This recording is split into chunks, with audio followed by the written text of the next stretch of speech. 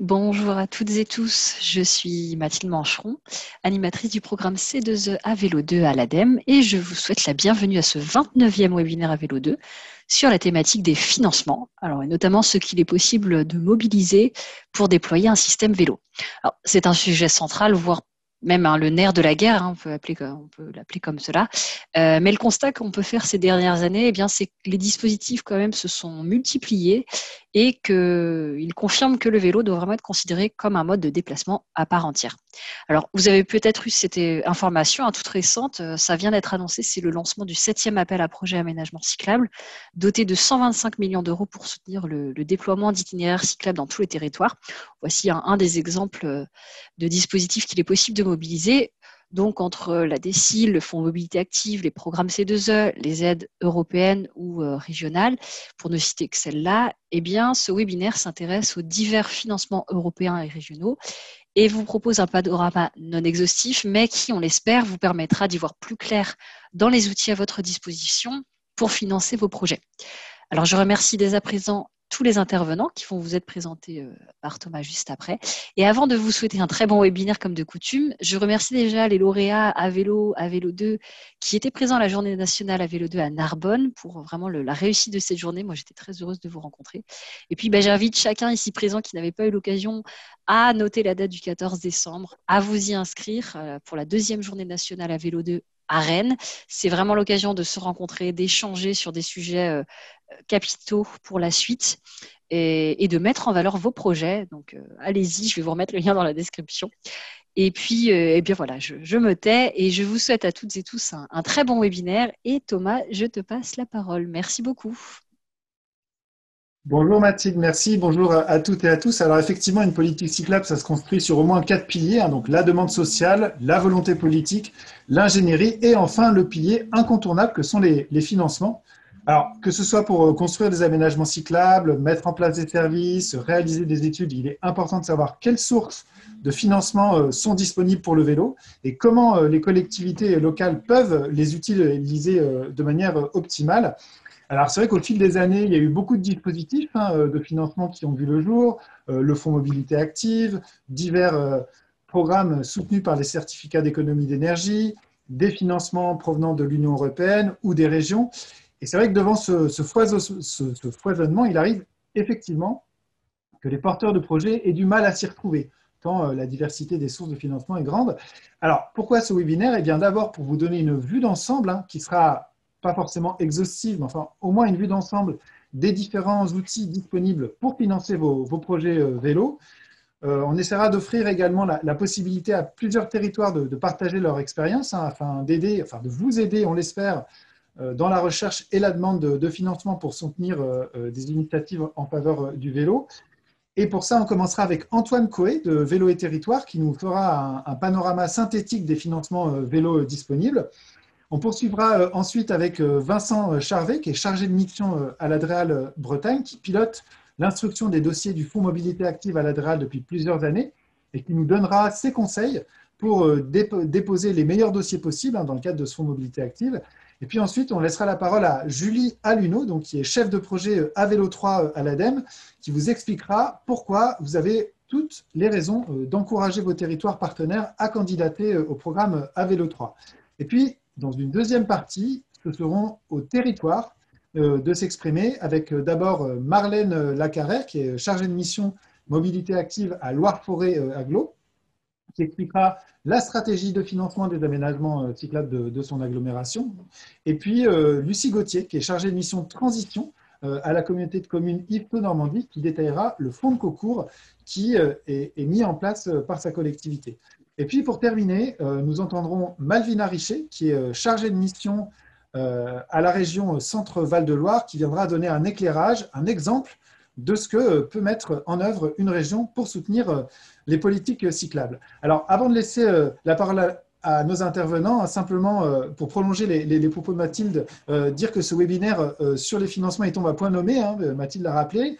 Hier a été lancé le 7e appel à projet aménagement cyclable avec une enveloppe qui a été augmentée à 125 millions d'euros. Donc, vous pouvez, donc, dès aujourd'hui, et jusqu'au 8 mars 2024, déposer vos projets d'aménagement sur la plateforme dédiée. Voilà, alors Je ne continue pas plus longtemps et je vous propose de commencer dès à présent avec Antoine Couet de Vélo et Territoire. Antoine, c'est à toi. Merci Thomas, merci Mathilde, bonjour à tous. Alors je vais vous partager mon écran.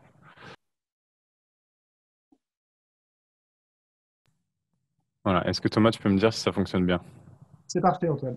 Super, alors on y va. Donc bonjour à tous, moi je suis Antoine Coué, effectivement, je suis chargé d'études pour l'association Vélo et Territoire, qui est, si vous ne la connaissez pas, une association qui travaille sur le développement du vélo. On a un peu plus de 200 adhérents aujourd'hui, dont principalement des régions, des départements et des intercommunalités, mais on a aussi parmi nos adhérents des PETR, des PNR, des communes aussi. Voilà. Donc moi je suis en charge spécifiquement, enfin en partie aussi du développement des études, mais bien sûr du suivi du financement, des sujets de financement pour l'association Vélo et Territoire. Et donc, on m'a demandé en 15 minutes de vous faire un petit tour d'horizon, un petit panorama des financements qui étaient disponibles au niveau national pour les politiques cyclables. Donc, j'ai mis sur la slide là, que vous avez à l'écran, panorama succinct et non exhaustif. Pourquoi ces pincettes-là? C'est tout simplement parce que moi, je ne suis pas forcément un spécialiste de tous les sujets, de tous les dispositifs de financement. Comme l'a dit Thomas, c'est très complexe à suivre. Donc, à notre échelle, à nous, voilà, je vais vous présenter ce qu'on peut recenser, mais je garderai toujours une vision globale, une vision nationale. On ne pourra pas forcément rentrer dans le détail de tous les dispositifs locaux qui existent et qui sont très nombreux aujourd'hui. Donc, je laisserai bien sûr cette mission aux intervenants qui viendront après. Simplement pour commencer, quelques ressources utiles. Alors, vous pouvez les mobiliser ou non. De mon point de vue, c'est quand même des éléments qui existent et ce sur quoi il est intéressant de s'appuyer. Donc, deux ressources. Alors, c'est plutôt interne à Vélo et Territoire, mais donc il y a une page sur le site internet de Vélo et Territoire qui est dédiée au financement qu'on met à jour. Alors, j'ai un petit peu de retard, notamment sur le dernier appel à projet de l'État, mais qu'on essaie de mettre à jour aussi souvent que possible, qui recense l'ensemble des financements disponibles de manière assez succincte et assez, voilà, pas forcément non exhaustive non plus. Par contre, vous avez un deuxième document qui s'appelle le Panorama des financements vélo, qu'on essaye de mettre à jour tous les 6 mois, qui est disponible également sur le site internet de Vélo et Territoire. Donc, c'est tout simplement un fichier Excel sur lequel toutes les informations relatives au financement qui existent sur le territoire sont détaillées. C'est un document qui aujourd'hui est réservé aux adhérents de Vélo et Territoire, donc vous savez ce qu'il vous reste à faire si vous souhaitez y accéder. D'autres ressources, alors elle est assez connue, mais je le précise, la plateforme Aide Territoire qui existe aujourd'hui. Alors ça ne concerne pas forcément que les financements pour les politiques cyclables, mais quand même, cet outil très utile du coup qui permet, voilà, une plateforme en ligne qui permet de simplifier la recherche de financement par mots-clés. Vous pouvez mettre des systèmes d'alerte, etc. C'est un outil qui est très utile. Alors tous les financements ne sont pas forcément référencés puisque c'est aux porteurs de financement justement d'aller les référencer sur la plateforme, mais c'est assez exhaustif. Et puis deux autres guides, alors non mis à jour pour l'instant, mais je voulais quand même préciser. On a un guide qui a été fait par l'entreprise 15 que vous connaissez sûrement, donc qui est plus connu pour son service de location de vélo. Mais ils avaient réalisé en 2021 un guide financement public pour votre politique cyclable qui était relativement complet, qui n'a pas été mis à jour, mais c'est une ressource. Et puis, dernière ressource, alors pas liée directement au financement, mais c'est lié, cette question des coûts. Combien coûtent les éléments pour déployer une politique cyclable, les équipements, les infrastructures, les services, etc. C'est un sujet qui a été abordé par le Club des villes et territoires cyclables et marchables. J'ai oublié le marchable, pardon. Donc, on a un guide qui est en cours de mise à jour aujourd'hui. La précédente version date de 2020, il me semble. Il est en cours de mise à jour et je pense qu'il ne devrait pas tarder à être publié dans sa dernière version. Voilà pour le petit laïus pour débuter. Et on va commencer tout de suite avec une vue d'ensemble sur les financements. Donc, l'idée là, c'est de vous présenter un petit peu voilà, une vue globale et ensuite on rentrera dans le détail de chacun de ces dispositifs sans trop en dire non plus. Donc voilà, vous avez une vue d'ensemble. À noter du coup que les financements sont bien sûr variables, ils varient en fonction d'un territoire, comme je l'ai dit, et ils sont disponibles sur différentes périodes. Donc en fonction de la période, ça varie. Tous les dispositifs que je vais vous présenter, ils ne sont pas forcément disponibles ou le timing n'est pas forcément le meilleur pour y candidater. Mais l'idée, c'est quand même de vous parler des principaux dispositifs qui existent, puisque la plupart du temps, ils sont reconduits. Enfin, voilà, ça permet de vous mobiliser, par exemple, à l'échelle d'un mandat. Voilà. Donc, simplement un petit tour d'horizon avant de rentrer dans le détail. Donc, moi, bon, c'est personnel, j'ai en quatre catégories. Donc, les financements nationaux, les fonds nationaux gérés localement, les programmes C2E, et puis d'autres démarches, notamment les démarches contractuelles, les aides, etc. Donc, pour ce qui est des financements nationaux, là, j'en ai listé, j'en ai listé 4. Vous avez les dispositifs de l'État dont on a parlé, bien sûr, dans le cadre du Fonds Mobilité Active, avec notamment l'appel à projet aménagement cyclable, dont le 7e a été annoncé hier, l'appel à programme territoire cyclable également. Vous avez le programme Développer le vélo-tourisme, qui est porté par l'ADEME. Et vous avez également le fonds vert, donc pas directement ciblé sur les politiques cyclables, ou en tout cas pas uniquement, le fonds d'accélération de la transition écologique dans les territoires, qui cible, lui, les ZFE, mais qui comprend des éléments pour le financement d'une politique cyclable. Pour ce qui est des fonds nationaux gérés localement, donc chacun a ses spécificités et peuvent ponctuellement financer des infras, des équipements, des services vélos. Mais donc, vous avez la DSIL, la DETR, la DSID, l'ICID et le FNADT. Donc, on rentrera dans le détail juste après. Pour ce qui est des programmes C2E, donc là, il y en a un grand nombre, mais pour ne lister que ceux qui concernent le vélo et qui pourraient vous intéresser en tant que collectivité. Donc évidemment, Avélo 3, je n'en parlerai pas trop puisque ensuite on reviendra dessus. Alvéole Plus, Collier Active, Génération Vélo, Goodwatt et Objectif Employeur Pro Vélo. Et puis dans les autres démarches, évidemment, on les a citées. Donc là, c'est un petit peu catégorie fourre-tout. Donc là, ça comprend, de mon point de vue, donc les contrats de plan État-région, donc CPER et interrégionaux CPIER. Les fonds européens, bien sûr, donc le FEDER et FEADER et Programme Interreg. Et puis également les aides locales. Donc là, on ne rentrera pas forcément sur ce sujet, mais bien sûr, il y a beaucoup de dispositifs d'intervention régionaux ou départementaux, ou même intercommunaux qui existent, des dispositifs de soutien à l'ingénierie, etc. Voilà pour cette petite vue d'ensemble. On va rentrer ensuite dans le détail. Thomas, n'hésite pas à me faire signe si en termes de timing, je déborde. Donc sur les financements nationaux, je suis désolé, c'est un petit peu rébarbatif, hein, on est sur des tableaux, mais l'idée là, c'est de vous présenter chaque dispositif dans les grandes lignes. Donc, pour commencer, le 7e appel à projet Fonds Mobilité Active Aménagement Cyclable, dont, là, comme on l'a dit, on l'a répété, qui est sorti hier, donc tout récent. C'est un fonds qui a été lancé en 2019, qui est destiné à financer la réalisation d'itinéraires cyclables sécurisés étant important au sens de ce fonds, ou résorber des discontinuités entre les itinéraires existants. Donc, on l'a dit, il y a l'ouverture du 7e appel à projet hier, Thomas l'a rappelé, avec un budget de 125 millions d'euros, donc 25 millions d'euros supplémentaires. Et on a pour la première fois, pour la petite nouveauté, un focus sur les quartiers prioritaires de la politique de la ville, avec un taux d'aide maximal qui est plus important pour les projets qui se situeraient sur des territoires de ce type-là. Sans trop rentrer dans le détail, donc pour les actions qui sont cofinancées, on a les discontinuités, les itinéraires cyclables. Pour le montant des aides, je ne rentre pas forcément dans le détail, mais donc comme je l'ai dit, on va cibler principalement les aménagements qui vont être réalisés en territoire peu dense. Il y a un ciblage bien sûr sur l'outre-mer et comme j'ai dit, un bonus pour les projets en QPV. Et on cible bien sûr des projets conséquents, hein. Là, c'est vraiment des axes structurants qui doivent être financés et donc on a un minimum de 100 000 euros par projet. Tous les maîtres d'ouvrage publics sont éligibles.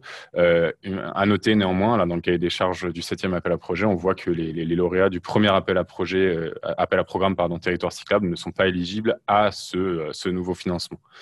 Et donc, ça nous fait la transition avec le deuxième dispositif de ce fonds mobilité active, donc l'appel à programme territoire cyclable. Là encore, on est au contraire, là, on est sur un nouveau dispositif qui a été lancé cette année.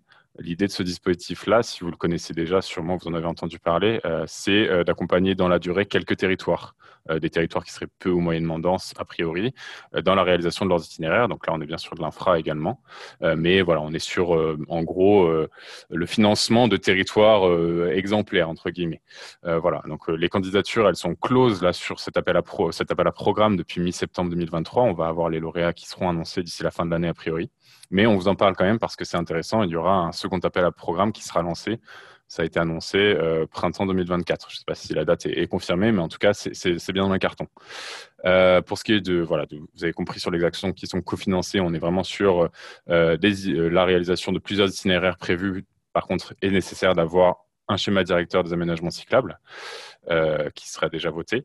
On est sur du financement autour de 50% avec des variations et dans la limite d'un budget de 100 millions d'euros. Alors, ce n'est pas 100 millions d'euros par accompagnement, bien sûr. L'idée est on va sélectionner autant de projets que possible dans la limite de ces 100 millions d'euros avec un objectif de 1 à 2 intercommunalités par région. Voilà. Et donc, comme j'ai dit, on est sur des intercommunalités principalement en territoire peu dense. Voilà pour le premier axe des financements nationaux. Le deuxième partie, donc j'en ai parlé tout à l'heure, le programme Développer le vélo-tourisme. C'est un programme qui est porté par l'ADEME aujourd'hui, qui a été lancé dès 2022, donc depuis un petit moment, mais qui aujourd'hui évolue pour être plus adapté à la demande des territoires. Donc il y a plusieurs choses qui sont portés dans le cadre de ce programme, mais l'idée c'est globalement de soutenir les acteurs du tourisme et les collectivités. Il y a deux cibles entre guillemets pour le développement des véloroutes et des services qui sont dédiés aux touristes à vélo, donc associés aux véloroutes. Pour la petite nouveauté, ce programme, ça vient d'être annoncé, il va être prolongé jusqu'au 31 décembre 2024. Il devait être clôturé là, à la fin de l'année. Et donc, on a 3 actions qui peuvent être financées. Donc, c'est soit dans un cadre à destination plutôt là des offices de tourisme, des hébergements, des sites touristiques. On va financer le déploiement de la marque Accueil Vélo via la création de stationnements vélo. Et puis, à destination des collectivités, là, on va venir soutenir la création d'aménagements d'aires de service, le cofinancement d'études, etc. Voilà. Donc après, le montant, bien sûr, il est variable, mais ça peut être cumulé avec d'autres dispositifs. Ça aussi, c'est une nouveauté. Ce n'était pas le cas avant. Maintenant, il peut être cumulé, ce dispositif. Ces aides peuvent être cumulées avec d'autres aides. Donc voilà, on vous invite à en prendre connaissance, toujours dans cette optique de développement des itinéraires cyclables à vocation touristique, bien sûr. Et puis, quatrième et dernier dispositif national, alors là, c'est un petit peu indirect, mais c'est le Fonds vert, le Fonds d'accélération de la transition écologique dans les territoires. Le fonds, comme vous le savez peut-être, il vise à accompagner la transition écologique dans les territoires concernés par une ZFE, y compris les aires d'attraction et les flux autour de ces ZFE. C'est trop tard pour profiter de l'aide de cette année, mais également, ça vient d'être annoncé, le fonds vert sera prolongé jusqu'en 2027 et reviendra en 2024 avec le même principe de fonctionnement a priori. Voilà. Donc, on est toujours sur favoriser les déplacements à vélo. On a l'axe 3 de ce fonds vert qui permet de mobiliser des financements sur les déplacements à vélo, les projets qui sont liés à des déplacements à vélo dans les ZFE-M. Et donc, on peut financer des études, des dispositifs d'information et de conseil, des services numériques, aides financières, équipements, etc. Voilà. Pour les montants, je ne rentre pas forcément dans le détail, simplement que c'est cumulé avec d'autres dotations de l'État. Et que les maîtres d'ouvrage, tous les maîtres d'ouvrage peuvent être éligibles, mais il faut effectivement qu'on soit dans une aire d'attraction ou dans une ZFE. Voilà pour le fonds vert. J'espère que je ne vais pas trop vite, mais j'avance quand même pour ne pas perdre de temps. Simplement un point là assez global sur les fonds nationaux gérés localement. Donc, je vous en ai parlé, DECIL, DETR, DECID et FNADT. Donc, DECIL, alors, la dotation de soutien à l'investissement local, comme son indique, elle finance, dans le cadre du grand plan d'investissement, les projets des collectivités pour développer éventuellement des services de transport de proximité durable, donc éventuellement les aménagements cyclables. On a 170 millions d'euros pour l'année 2023 qui est abondée à cette décile. Je ne sais pas exactement pour l'année 2024.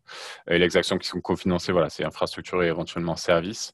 Le montant des aides, évidemment, ça varie en fonction. C'est une répartition qui est régionale, donc varie en fonction des régions. Et puis les territoires éligibles, ça va être les collectivités, mais principalement les territoires ruraux, villes petites et moyennes. DETR, là, on est vraiment sur les territoires ruraux, bien sûr. On a pour objectif de financer les projets d'investissement des communes rurales et de leurs groupements. Il y avait 1,46 milliard d'euros en autorisation d'engagement qui étaient mobilisés pour 2023. Et donc là, on peut mobiliser ces financements sur des projets d'infra dans le cadre, évidemment, du soutien à la revitalisation des communes rurales. Donc, c'est très spécifique sur le rural. Sur le montant des aides, pareil, je ne rentre pas forcément dans le détail, mais on est sur une répartition qui va être départementale et c'est cumulable avec la décile. Et puis, sur les territoires éligibles, là, on est sur les petites communes de moins de 2000 habitants et leur groupement dans une certaine mesure. Et on a également les opérations qui sont inscrites au contrat de ruralité. Les deux derniers, donc de la dotation de soutien à l'investissement départemental, là, ça concerne les projets cyclables qui concourent à l'amélioration de la qualité et de l'accès aux services publics. C'est bien sûr à la destination des départements et des collectivités territoriales à caractère particulier comme la métropole de Lyon. Et donc là, la répartition se fait à l'échelle régionale, mais voilà, c'est un dispositif peut-être un peu plus ponctuel. Et ensuite, le dernier, donc le Fonds national d'aménagement de développement du territoire. Donc là, l'idée de ce dispositif, ça va être de financer les actions de la politique d'aménagement et de cohésion des territoires qui n'entrent dans aucun cadre autre de mécanisme de financement, dans aucun autre dispositif de financement. Donc là, on va parler d'appui en ingénierie, notamment d'actions en faveur de l'emploi, d'expérimentation. Voilà, vous pouvez mobiliser pour vos projets vélo éventuellement. C'est variable, l'enveloppe, en fonction du projet. Évidemment, on a une répartition qui est régionale, notamment dans le cadre des CPER. Et puis, donc, comme je vous l'ai dit, là, les territoires éligibles, ça va être des territoires qui ne bénéficient pas d'autres dotations et de fonds d'investissement. Donc, voilà, c'est très spécifique. Un point sur les programmes C2E. Je vais aller très rapidement là-dessus, puisqu'il y en a quand même beaucoup. Mais évidemment, on a le programme Avélo 3. Donc effectivement, alors je ne veux pas couper la parole à Julie qui en parlera ensuite, mais simplement pour dire un mot, on a le Avélo 3, du coup, nouveau dispositif dont vous-même ne pourrez pas bénéficier, mais on va voir les spécificités ensuite. On a le premier relevé qui a été lancé le 15 septembre 2023, qui est clôturé au 15 janvier. Deuxième relevé qui sera prévu l'année prochaine, et on a cet objectif de soutenir 350 territoires maintenant pour un budget de 30 millions d'euros. Donc la nouveauté, ça va être, et ça c'est intéressant, de pouvoir soutenir dans ce cadre 50 départements et régions. Voilà, l'objectif, c'est de soutenir 50 départements et régions dans le cadre de ce programme, ce qui est un petit peu différent des programmes précédents. Et donc dans les actions financées, je ne rentre pas dans le détail, mais on est toujours dans à peu près le même dispositif. Autre programme C2E intéressant, Alvéole+, donc, que vous connaissez peut-être, qui vise à déployer du stationnement sécurisé. Donc là, c'est un dispositif qui a pour objectif de déployer 100 millions de places de stationnement. Toujours, quand je dis sécurisé, pour eux, c'est important parce qu'il y a un cahier des charges spécifique. Ça court jusqu'à fin 2024, et donc il y a 3 axes. Le déploiement d'abris sécurisés, mais on a également du conseil, de l'accompagnement et des actions de sensibilisation, sachant que le déploiement du stationnement, c'est cofinancé. Par contre, le conseil et les actions de sensibilisation, ça peut être financé à 100% par le dispositif. Voilà. Donc n'hésitez pas. Colis Active, là, c'est peut-être un peu plus indirect, mais ça va soutenir les villes et les métropoles dans le développement de services de livraison de colis à vélo cargo.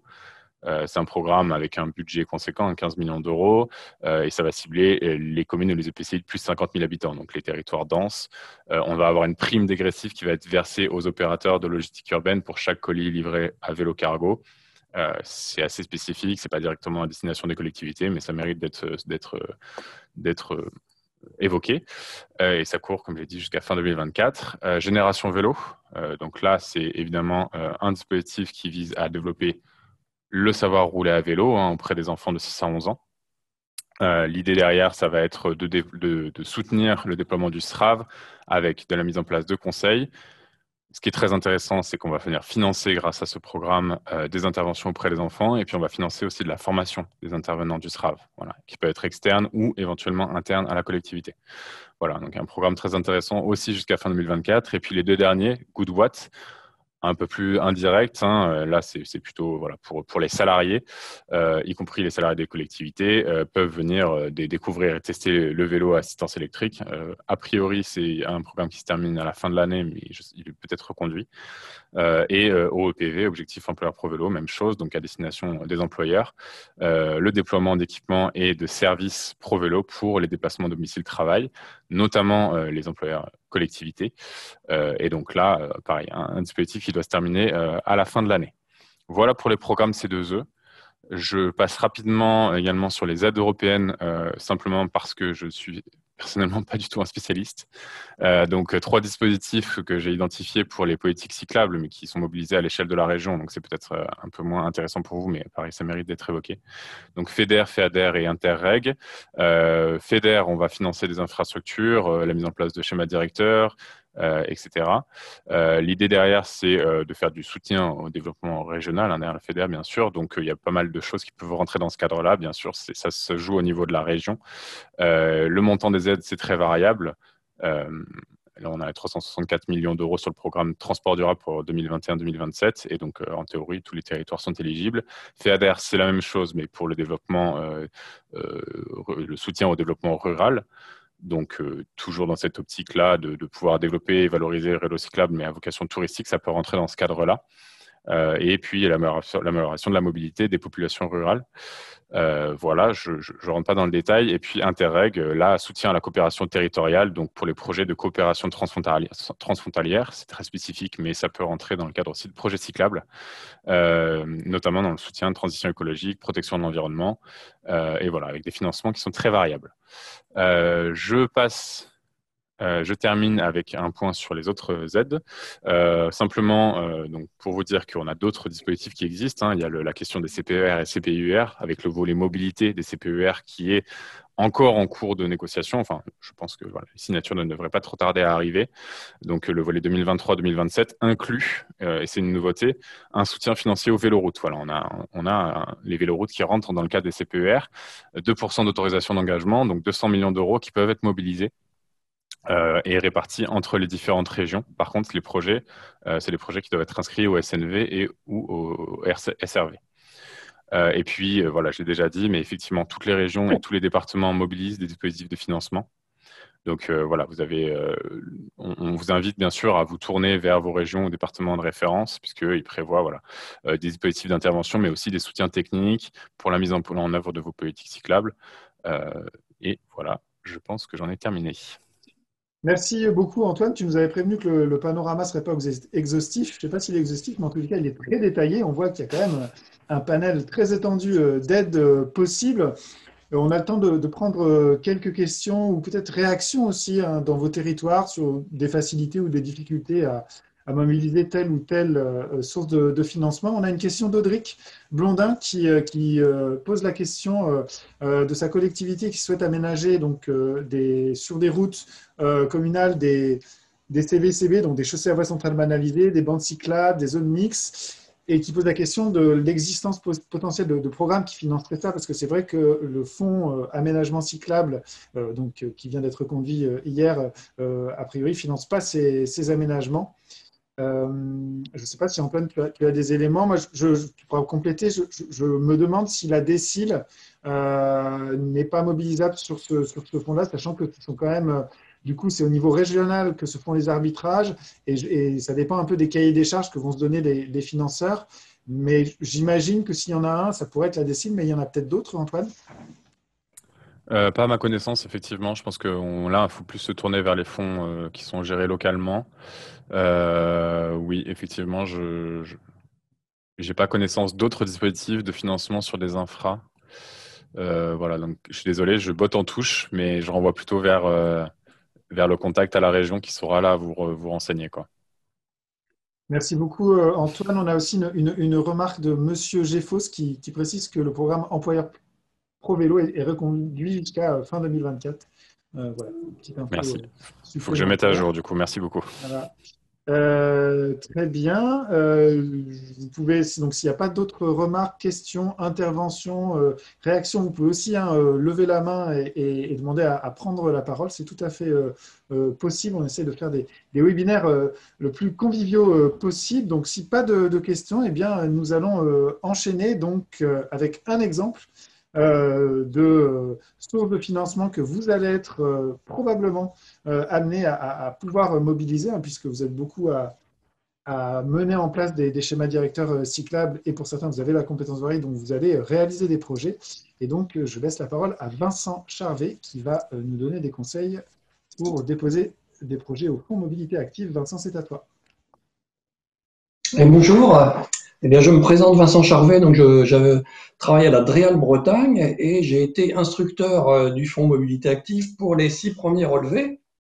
Alors, je vais bientôt laisser cette tâche à mes successeurs parce que je pars bientôt à la retraite. Donc, j'ai eu l'occasion de traiter quand même 159 dossiers en instruction, 87 lauréats, 70 conventions à passer, 23 millions de subventions accordées et 231 km de linéaires aménagés subventionnés.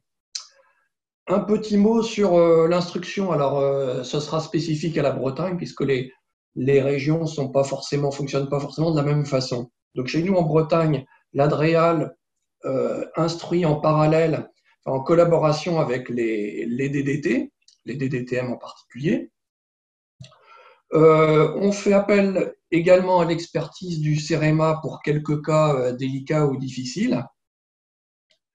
Sinon, pour revenir au niveau national, on travaille aussi avec nos correspondants de l'équipe vélo de la DJTM et avec l'ensemble des DREAL. On a des réunions au moins une fois par an ou 2 fois par an où on partage notre expérience.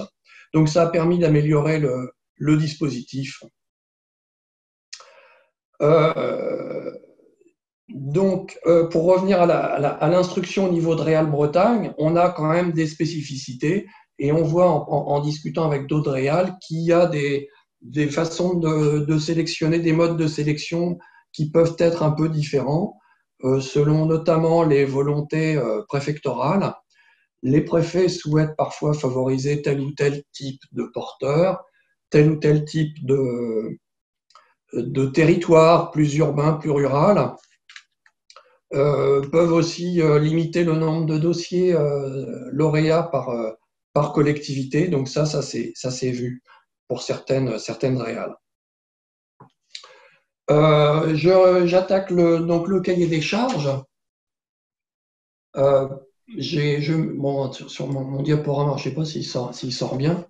Donc j'ai mis simplement un petit cadre. Vincent, là, oui. ton diaporama n'est pas partagé. Et tu peux aussi, si tu peux allumer ta caméra aussi pour qu'on te voit, ça peut être bien. Si tu veux, je peux le partager pour toi. Tu veux que je te partage l'écran? Écoute, ouais, s'il te plaît. La caméra ne veut pas démarrer. Autorisé. Si, ça y est. Bon, enfin, sur les diaporamas, j'ai listé quelques points que je vais développer à l'oral. Donc, les critères du cahier des charges. Donc, j'invite les collectivités évidemment à lire attentivement le cahier des charges. Donc, je vais me concentrer sur quelques points. Je vais pas reprendre tous les critères. Donc, le principal, c'est la nature du projet. Donc, c'est pour le fonds mobilité active, une levée de discontinuité ou un itinéraire sécurisé. Alors, à l'origine du fonds, on était plutôt sur de la discontinuité et on s'est aperçu que l'essentiel des dossiers, c'était du linéaire. Donc, c'est limité à 15 km. Pour les porteurs, il faut bien un itinéraire égale un projet. Donc, si vous avez 3, 4, 5 itinéraires, ça fera 3, 4, 5 dossiers à déposer. Ça arrive régulièrement chez nous. Alors, l'itinéraire, c'est 15 km linéaires. Il est arrivé qu'on accepte ce qu'on pourrait appeler une antenne dans l'itinéraire, c'est-à-dire que quasiment ce soit un itinéraire qui ne soit pas un segment, mais en Y. Bon, là, évidemment, il faut que ce soit justifié, il faut que l'antenne concourt directement à l'intérêt de l'itinéraire. Donc, ça peut arriver quand il y a un pôle d'attractivité un petit peu annexe, proche de l'itinéraire principal. Donc, le montant de la subvention, pour le 7e relevé, ça va être comme pour le 6e, c'est 100 000 euros. 100 000 euros, il s'agit du montant demandé par le porteur. Alors, quand à l'issue de l'instruction, il s'avère que l'enveloppe est insuffisante, donc on fait une péréquation et on répartit cette enveloppe auprès des dossiers lauréats, et il est possible que la subvention, in fine, soit inférieure à 100 000 euros. En revanche, si on constate qu'il y a des sections non éligibles dans le dossier déposé et que ça conduit à ce que la subvention demandée passe sous le seuil des 100 000 euros, là, en tout cas en Bretagne, on retoque le dossier. Donc, c'est arrivé récemment. La nature du projet, donc un itinéraire. Il y a une phrase dans le cahier des charges qui parfois a été mal comprise. L'itinéraire peut comporter des discontinuités. Alors, il faut pas le comprendre comme un itinéraire qui comprend un trou. Au contraire, il faut lever la discontinuité. Il faut comprendre comme un itinéraire qui comprend un volet levé de la discontinuité, qui est la deuxième nature de projet. Donc, on a eu des cas, c'est-à-dire levée de discontinuité, une passerelle au milieu du projet. Donc, le projet comprend à la fois un linéaire de 10 km et au milieu, il y a une passerelle qui aurait pu en elle-même être un projet de levée de discontinuité. L'itinéraire en site propre, eh ben ça c'est un fondamental. Là aussi, un itinéraire peut comporter, mais à titre dérogatoire, une section qui ne soit pas en site propre. Alors il faut que ce soit évidemment justifié. C'est pas pour dire on fait une économie, on va faire du moins bien au milieu de l'itinéraire. C'est quand il y a une contrainte majeure qui fait que et ben là il y aura une voie partagée ou quelque chose comme ça. Et si cette contrainte est acceptée, donc le projet serait accepté, mais la section qui n'est pas en site propre ne sera pas subventionnée. Donc on retirera le montant qui correspond à cette section. Bon, le respect des recommandations du CEREMA, là aussi c'est un fondamental. Il y a des porteurs qui ont été retoqués, qui me disaient mais ce ne sont que des recommandations. Alors oui, sauf que comme le cahier des charges demande le respect des recommandations, de fait, ça devient des obligations. Alors là également, il peut y avoir des dérogations si elles sont vraiment justifiées. Ça peut arriver que, par exemple, quand il faut 3 mètres de largeur pour une piste bidirectionnelle, sur 50 mètres au passage d'un point dur, s'il n'y a pas de possibilité d'acquisition foncière, etc., il y a 2,50 mètres sur 50 mètres, une dérogation est possible. Alors, elle n'est évidemment pas garantie. Alors, autre point fondamental, c'est l'inscription dans une politique cyclable. Donc, idéalement, c'est un schéma directeur vélo approuvé de la collectivité, voire de la collectivité niveau supérieur et inférieur, parce que parfois elles se conjuguent. Dans la réalité, on a parfois eu des schémas directeurs qui n'étaient pas encore approuvés. Et donc là, c'est du cas par cas. Si on comprend que le schéma directeur, en gros, il a l'approbation politique de l'ensemble des acteurs et que l'approbation formelle n'est qu'une question de jours, on ne va pas forcément bloquer le dossier. Le calendrier, il y a des contraintes de calendrier dans le cahier des charges. Dans le 6e et dans le 7e, c'est à peu près la même chose. Alors notamment, ce qui peut poser des problèmes, c'est la mise en service dans les 48 mois après l'annonce des résultats. Et donc là, on a eu, là aussi dans le passé, des problèmes de collectivités qui ont été lauréates, donc sur les premiers relevés, et qui demandent des dérogations pour telle et telle raison. Alors il y a eu, c'est vrai, quelques soucis liés au Covid, où il y a eu des bureaux d'études qui ont traîné, enfin des différentes raisons. Alors ces dérogations n'ont rien d'obligatoire, ça a pu se faire, mais on s'attache de plus en plus à avoir un calendrier réaliste. Je reviens sur les critères, donc des points peut-être plus particuliers. Donc là, l'intégralité de l'itinéraire, j'en ai parlé. Alors les pôles générateurs de flux, donc ça c'est aussi évidemment très important, c'est ce qui va justifier l'intérêt du projet. On a vu aussi des projets de pistes cyclables qui menaient quasiment à rien. On a eu aussi des dossiers pour lesquels la piste était tout à fait correcte, relier le point A à un point B, mais les pôles générateurs étaient un petit peu plus loin. Et malheureusement, pour aller au pôle générateur, alors j'ai un exemple à l'esprit, une piste qui allait d'un centre-bourg vers la gare. Alors là, c'est la gare, c'est un point extrêmement positif dans un dossier, accès à la gare. Sauf que entre la fin de l'itinéraire et la gare, il y avait un échangeur à franchir, enfin un pont extrêmement inconfortable avec quasiment pas de trottoir et une circulation dense, et le projet a été retoqué.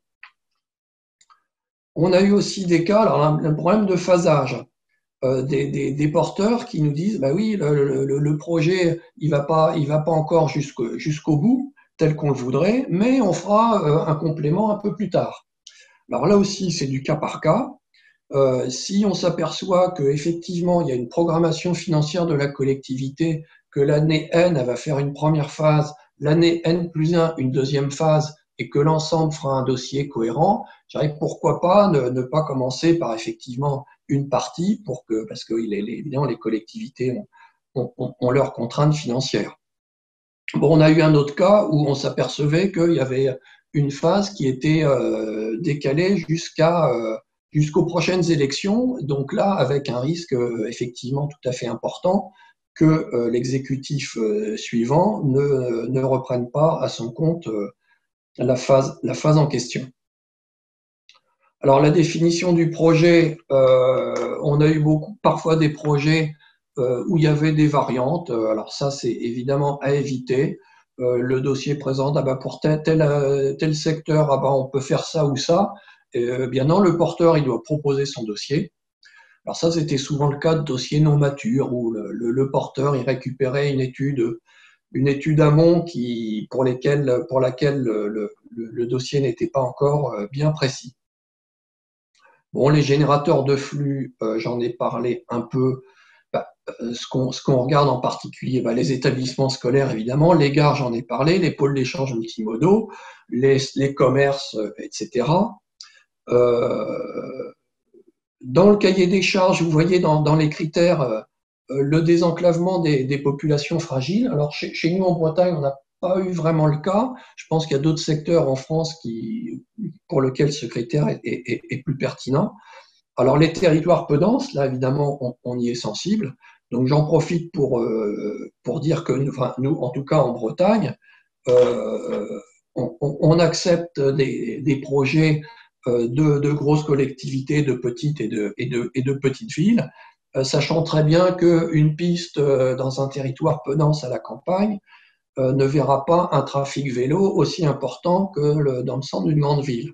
Alors, pour nous, ça n'est pas grave, on subventionne des projets de toute nature concernant les territoires. Un point particulier, alors peut-être plus en Bretagne qu'ailleurs, c'est la question de la nature tourisme-loisir de certains itinéraires versus vélo du quotidien tel qu'est l'objectif du Fonds Mobilité Active. Alors, on ne va pas retoquer un projet parce qu'il y a des touristes qui viennent et qu'ils vont à la plage avec, mais il faut quand même un minimum de vélos du quotidien. Si le projet concernait uniquement du tourisme et des loisirs, il y a de fortes chances qu'il ne soit pas retenu. Pour les porteurs, une question un peu sensible, c'est le niveau d'étude du projet. Alors là, clairement, ça dépend de la nature du projet. Quand on a une passerelle, un souterrain, là, il faut qu'on ait un dossier qui soit quand même bien carré pour voir si effectivement ça tient la route. Quand c'est une petite piste à la campagne, on ne va pas demander un plan forcément extrêmement précis. Le principal, c'est quand même pour les projets les plus simples, c'est d'avoir un profil en travers type, précis, avec la largeur de l'ouvrage, les largeurs d'accotement, etc. Et des profils en travers suivant pour chaque type de section, s'il y en a plusieurs. Alors, concernant ce problème d'études, sur les relevés précédents, on avait une petite difficulté vis-à-vis des porteurs, c'était qu'on n'était pas sûr que l'appel à projet soit reconduit à l'année N+1.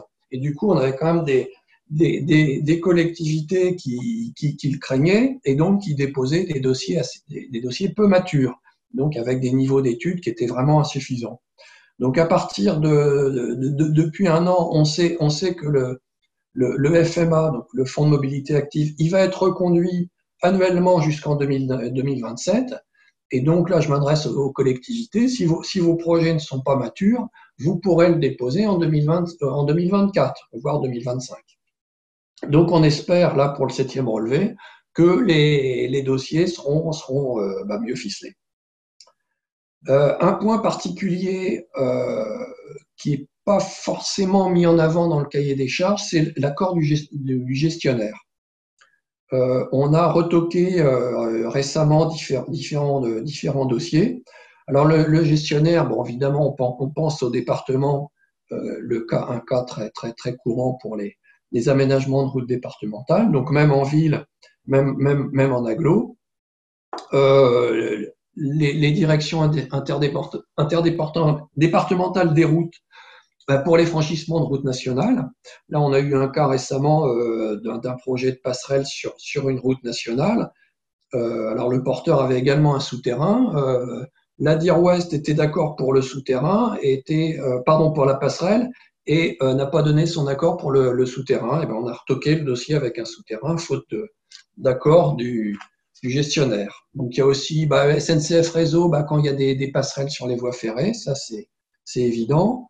On a eu un cas où il y avait une voie forestière qui était empruntée et pas d'accord de l'ONF. Voilà, c'est trop risqué, on a retoqué le dossier. Un autre problème, là aussi, qui est peut-être pas assez mis en avant dans le cahier des charges, c'est le problème des acquisitions foncières. On a des dossiers pour lesquels il n'y a pas d'acquisition foncière, pas de sujet, mais quand il y en a, l'instructeur apprécie d'avoir un focus sur ces acquisitions foncières et au moins un premier avis des propriétaires. Et récemment, on a retoqué un dossier parce qu'il y avait un très grand linéaire de pistes en dehors de la voirie, donc en acquisition foncière. Et la collectivité me dit « Ah, on n'a pas encore contacté les propriétaires. » Là, c'est pas possible, c'est beaucoup trop risqué. On retoque le dossier et là, redéposez-le l'année prochaine quand le dossier d'acquisition foncière aura pu être un peu développé.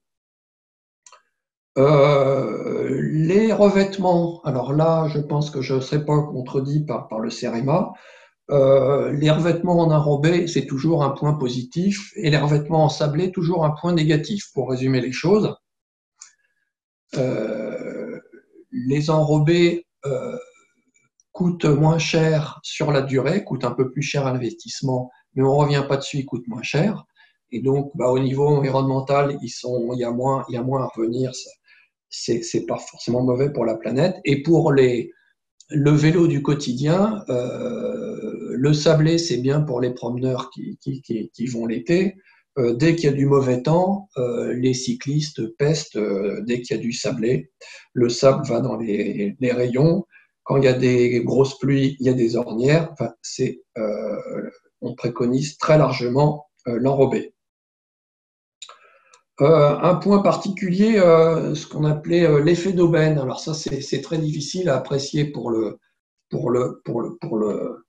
l'instructeur. Bon, on a eu un cas il n'y a pas longtemps où manifestement on ne comprenait pas bien l'intérêt de la piste qui était proposée par le porteur. C'était pas vraiment dans le schéma.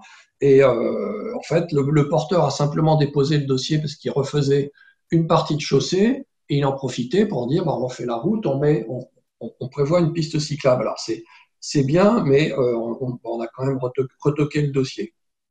Là, c'était directement en lien avec le critère de l'inscription dans un schéma directeur qui, effectivement, ne pouvait pas être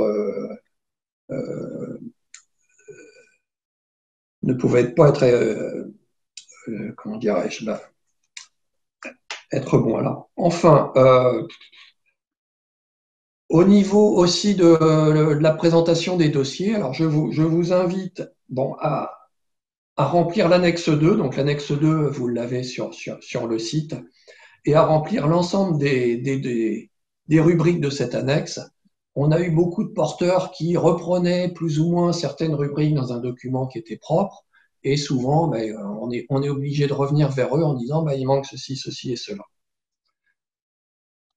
Un autre point, alors là, peut-être qui n'est pas dans le cahier des charges, et là, c'est d'un point de vue un peu plus personnel, parce que je suis vélo-taffeur, c'est éviter les potelets sur les pistes cyclables. Alors, ça coûte de l'argent pour les collectivités, donc pour les contribuables, et ça présente du danger et un intérêt extrêmement limité. Alors, on avait parlé effectivement avec le CEREMA qui dit la seule Le seul intérêt, c'est si vraiment la collectivité constate qu'il y a des incursions de véhicules sur la piste cyclable, des incursions à répétition, où là, il faudrait les empêcher par un potelet. Mais je pense que ça n'arrive que très très rarement. Et donc, éviter les potelets et les obstacles d'une manière Merci. générale.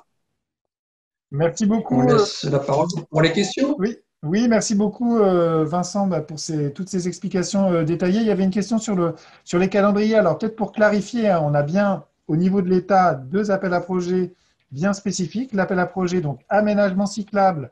Donc en 2023, donc les lauréats ont été donnés à la mi-septembre et donc il vient d'être renouvelé hier. Et donc vous avez jusqu'au 8 mars 2024 pour déposer vos dossiers. Il y a un autre appel à projet C'est bien ça.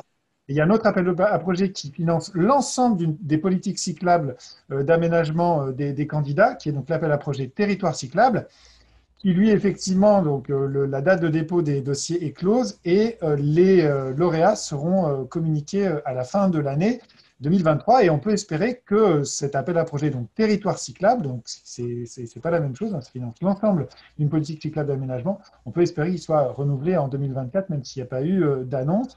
Alors, je vais aller très vite parce qu'on est quand même déjà un petit peu en retard.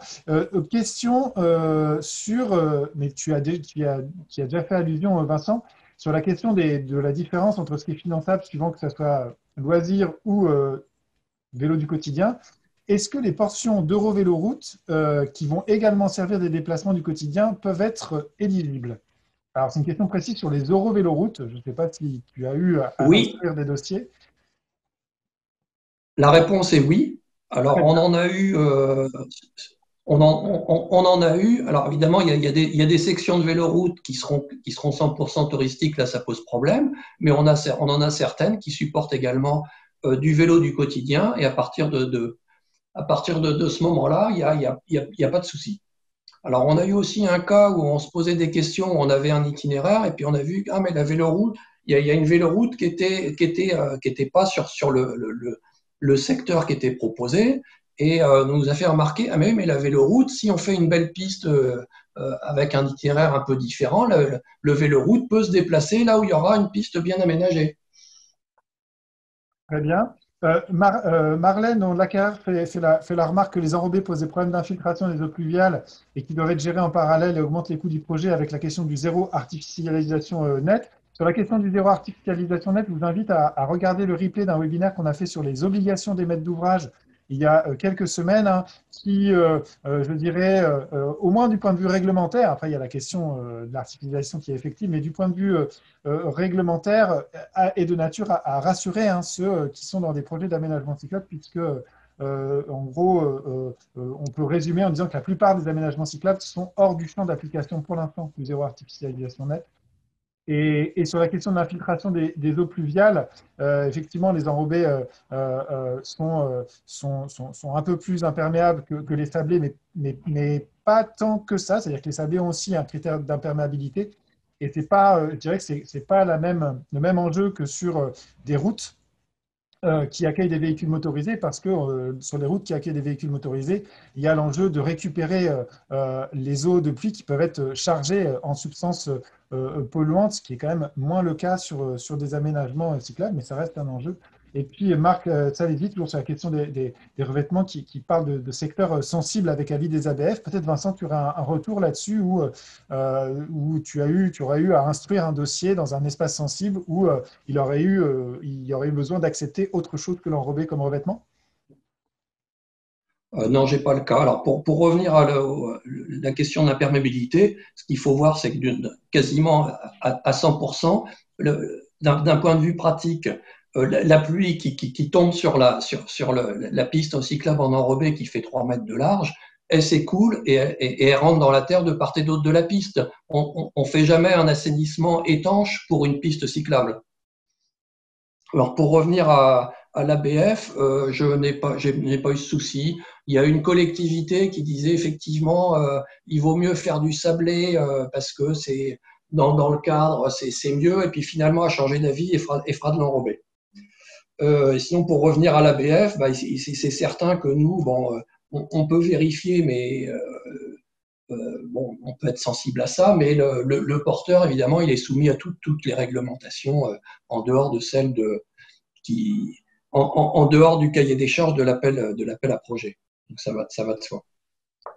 Merci beaucoup, Vincent. Donc, un certain nombre d'entre vous, en tant que collectivité qui avaient la compétence voirie, vous serez amenés à utiliser ce fonds mobilité active pour les aménagements cyclables.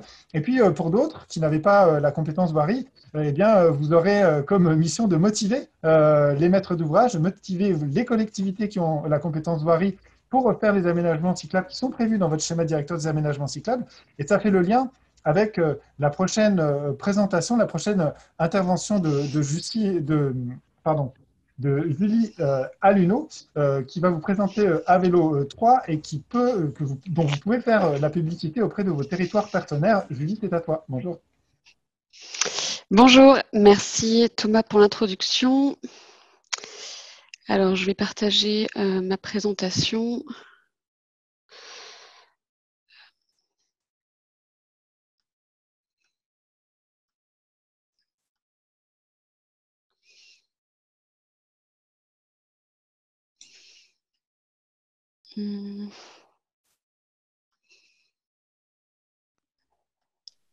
Hop. Tu as une difficulté, je peux le faire. Ouais, je veux bien, je trouve pas la fenêtre de ma présentation. C'est gentil, merci. C'est OK? Ouais. Oui, très bien. Merci. Alors, désolée pour ce petit couac. Donc, oui, bonjour à tous et à toutes. Donc, Julie Alluno, je suis la chef du programme Avelo 3. Je ne vais pas vous faire une présentation du programme, hein, puisque de toute évidence, vous le connaissez très bien. Mais on voulait ici intervenir pour mettre plus en évidence les liens et les possibilités, en tout cas les collaborations possibles entre les lauréats, lauréats Avelo 1, mais surtout les lauréats Avelo 2 et les prochains Avelo 3. Donc très rapidement, quelques mots sur le programme. Donc c'est un programme qui a évidemment des similarités avec le programme Avelo 2, mais quelques différences. Antoine en a un petit peu parlé tout à l'heure. Donc c'est un programme C2E hein, qui est défini dans le temps, un programme de certificat d'économie d'énergie sur la période 2023-2026, avec un budget de 30 millions d'euros sur budget C2E et de 7 millions d'euros sur budget ADEME. Donc, on a effectivement des thématiques phares sur ce programme-là, notamment tout ce qui est lié à l'écomobilité scolaire autour des collèges, lycées, établissements d'enseignement supérieur et tous les publics précaires et les zones et les quartiers prioritaires de la ville. Voilà. Donc c'est un programme qui est exactement sur les mêmes axes que ce que vous avez sur le programme Avelo 2, hein, donc axe 1, financement d'études, axe 2, financement de services, axe 3, tout ce qui est animation, et axe 4, tout ce qui est financement de postes de chargé de mission vélo. Donc ça, c'était pour la slide suivante, Thomas. Super, voilà. Et donc l'objectif, effectivement, c'est d'accompagner 350 territoires. La petite nouveauté, c'est qu'on a un objectif d'accompagnement de 50 départements et régions qui n'étaient pas éligibles auparavant et qui le sont cette année-là.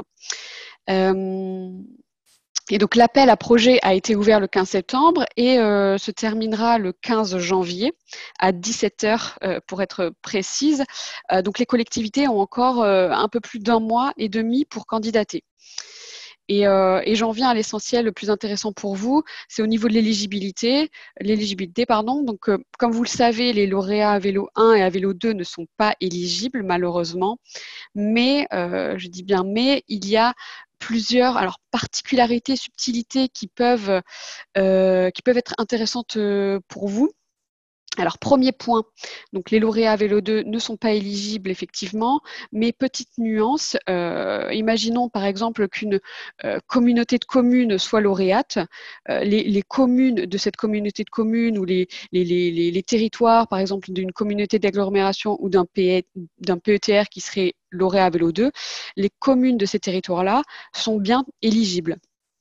Et inversement, C'est-à-dire que si on a plusieurs communes qui ont déjà été lauréates à vélo 1 ou 2, la collectivité dont elle dépend, elle, est toujours éligible, même si ce cas de figure-là est un petit peu plus rare.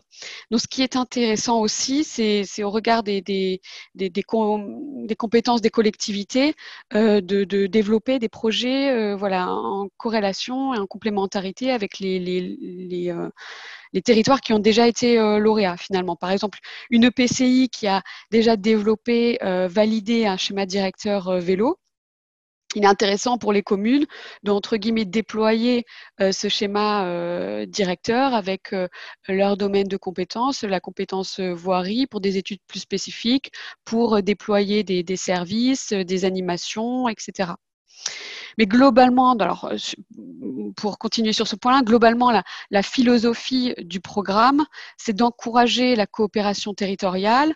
Et c'est intéressant ici que les futurs lauréats développent des actions et des projets en collaboration avec ce que vous êtes en train de faire, ce que vous avez déjà fait, et en coopération et surtout en complémentarité des actions qui sont déjà développées. Et ce, dans l'objectif, in fine, finalement de combler le réseau cyclable aujourd'hui trop parcellaire en France. Donc voilà, ça c'est un premier point. Et le second point, donc qui est une autre spécificité, et on voulait ici le mentionner particulièrement, c'est la possibilité de se regrouper de plusieurs collectivités. C'est la possibilité de se regrouper, par exemple, plusieurs communes qui ont la possibilité de se regrouper pour répondre à l'appel à projet. Souvent, on a vu le cas sur Vélo 2, souvent c'est les petites communes qui n'ont pas forcément les moyens financiers ou humains de répondre au présent appel à projet, d'autant plus que sur le programme, on a un budget en fait minimum, un budget de projet qui doit être minimum, qui est de 20 000 euros. Donc, si les collectivités n'ont pas un projet qui est suffisamment important, qui est égal ou supérieur à 20 000 euros, elles ne peuvent pas candidater. Donc ici, on donne la possibilité aux communes de se regrouper pour répondre et développer leurs projets. Donc il est tout à fait possible qu'elles se regroupent et par contre qu'elles s'organisent pour candidater. Parce qu'au niveau administratif, nous, après à l'ADEME, c'est une seule collectivité qui devra être lauréate et qui sera l'interlocuteur privilégié de l'ADEME. Et c'est cette collectivité finalement qui recevra aussi les fonds, les subventions, et qui devra s'organiser, les répartir et définir un mécanisme de reversement de subventions avec les autres collectivités avec lesquelles elle s'est regroupée. Voilà, donc ça c'était le deuxième point. Là, je vois sur la présentation, effectivement, c'était aussi un des prérequis sur le programme à vélo 2. On demande à ce que un schéma directeur cyclable soit déjà développé, ou alors qu'il soit développé dans le cadre du programme via les axes 1, une demande d'aide, ou via l'axe 4 sur une demande de recrutement de chargé de mission vélo. Et bon, l'autre spécificité, c'est sur l'axe 4. Si les collectivités souhaitent solliciter l'axe 4, c'est-à-dire le financement d'un ETP contractuel, il faudra qu'il soit adossé obligatoirement aux autres axes 1, 2 et 3. Voilà. Alors pour finir, je vais peut-être parler du calendrier. Donc effectivement, il reste encore 1 mois et demi pour candidater. Je voudrais quand même mentionner que rien ne garantit qu'il y ait un programme à vélo 4. Pour l'instant, c'est pas du tout prévu, même si voilà, on voit une continuité entre 1, 2 et 3. Là, c'est vraiment pas garanti qu'il y en ait un 4e. Et donc, nous vous invitons à relayer en fait cet appel à projet, de profiter de cette opportunité qui ne sera très probablement pas renouvelée, et de relayer massivement, de communiquer à vos collectivités voisines, à vos collectivités partenaires pour qu'elles candidatent sur ce programme. Là, sur le calendrier, vous pouvez voir qu'il est possible qu'il y ait un second relevé. Donc là, comme je vous le disais, l'appel à projet se termine le 15 janvier. On s'en suivra une période effectivement d'instruction des candidatures avant l'annonce des lauréats. Mais rien ne garantit qu'il y ait un second relevé. Ce sera uniquement le cas si on ne reçoit pas assez de candidatures. Mais on peut pas connaître aujourd'hui le nombre de candidatures et comment l'enveloppe budgétaire sera mangé finalement par les premiers candidats sur le premier relevé. Donc finalement, on vous encourage à relayer, à tenter le coup sur ce premier relevé pour avoir plus aussi de chances d'être sélectionné. Voilà. Après, si vous avez des questions, je reste toujours disponible pour répondre à vos questions ou à celles de vos collectivités voisines. On a une boîte mail dédiée aap@velo3@adem.fr et vraiment, on essaye d'être réactif pour vous répondre le lendemain ou dans la semaine minimum. Merci Thomas pour la présentation. Merci beaucoup Julie. Alors il y a des questions qui ont été posées dans le fil de discussion mais auxquelles tu as répondu. Donc la question de pouvoir faire un dossier mutualisé entre plusieurs communes. Est-ce que tu as des exemples déjà, sans forcément les citer, mais est-ce que dans ce que vous avez reçu, il y a déjà des communes qui se sont organisées comme ça Moi, j'ai pas vraiment l'historique là sur le programme à vélo 2. Ce serait plutôt Mathilde, la chef du programme, qui pourrait avoir ces informations-là. Mais si c'est un projet, si vous avez pour projet de vous organiser de cette façon-là, on peut effectivement vous trouver des exemples et de projets qui ont été organisés comme ça sur le programme à vélo 2. Donc voilà, n'hésitez pas à m'envoyer un mail et puis on vous expliquera un petit peu comment ont été organisés ces projets-là. Oui, je parlais des candidatures en cours, mais évidemment, on ne peut pas forcément trop communiquer dessus. On n'a pas la vision de toute façon, là, on ne sait même oui. pas lesquels vont candidater encore. Hein. Okay. Et donc, sur une question aussi que je n'ai pas bien comprise de mon point de vue, et Monsieur Feld, vous pouvez prendre la parole si vous le souhaitez. Est-ce qu'on peut parler de comité d'axe alors, je ne sais pas si c'est au sens d'axe, on va dire, d'infrastructure ou c'est au niveau d'axe thématique 1, 2, 3. Et je ne sais pas si ça te dit quelque chose, Julie. Des comités d'axe, non, comme toi, je m'interroge sur si c'est des axes sur le programme ou des axes des projets. Ok. Oui, ok, très bien. Question de David. Le poste de chargé de mission n'est pas financé pour les agents territoriaux titulaires sur Avelo 2. Est-ce que cette disposition est reconduite sur Avelo 3 ? Oui, donc c'est toujours le même programme. Enfin, c'est relatif malheureusement aux règles des programmes C2E. On ne peut pas financer dans ce cadre-là des programmes des personnes de la fonction publique, du personnel de la fonction publique. Donc, ce sera uniquement des contrats contractuels. Voilà, ça c'est une règle. Malheureusement, on ne peut pas y déroger. Très bien. Je prends une dernière question, puis si tu as encore un peu de temps, Julie, je t'encouragerai à répondre directement dans le chat. De discussion. Une question de Marlène. Si le premier relevé n'atteint pas ses objectifs, est-ce que le deuxième relevé pourrait être ouvert aux anciens bénéficiaires des précédents à vélo ? Et non, malheureusement, non. ça sera pas possible. C'est une bonne question.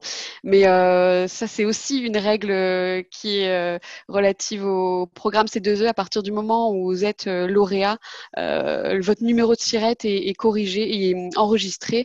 Et en fait, vous ne pourrez plus candidater. Donc là, c'est vraiment une spécificité des mécanismes C2E. Et c'est pour ça aussi qu'on encourage les candidatures les plus ambitieuses possibles. C'est-à-dire qu'une fois que vous candidatez sur l'axe 1, vous ne pourrez plus candidater, même si c'est sur les autres axes 2, 3 ou 4. Et donc voilà, ça c'est vraiment une règle auquel on ne pourra pas déroger. Et si les objectifs ne sont pas atteints sur le premier relevé, le second relevé sera ouvert, mais dans tous les cas, pas pour les lauréats 1 et 2. Merci beaucoup Julie, et je t'invite à continuer à répondre si tu en as la possibilité aux questions dans le fil de discussion. Je vous propose maintenant de passer au retour d'expérience des collectivités. On a quelques minutes de retard quand même, donc on va être obligé d'accélérer un petit peu et de rester du coup avec Marlène Lacarrette, qui est chargée de mission mobilité active à Loire-Forêt Agglo et qui va nous présenter le système de financement, notamment de financement des politiques cyclables de son intercommunalité. C'est à toi, Marlène. Bonjour à tous, merci pour la parole que vous nous laissez. En tant qu'ancien, du coup, lauréat du programme à vélo, je vais vous partager, du coup, mon écran. Je veux bien qu'on m'indique si ça fonctionne. Alors, c'est parfait, c'est en plein écran, Marlène. C'est tout? Oui. Allez. Donc, pour vous présenter très vite le territoire et le schéma directeur cyclable, on est dans le département de la Loire, au nord-ouest de Saint-Étienne, qui se trouve par ici, avec une urbanisation le long d'une RD8 qui concentre effectivement tous les déplacements domicile-travail et des liaisons voitures qui sont très importantes puisque 3 déplacements sur 4 sont effectués en voiture et on a 1% des habitants du territoire qui utilisent le vélo au quotidien.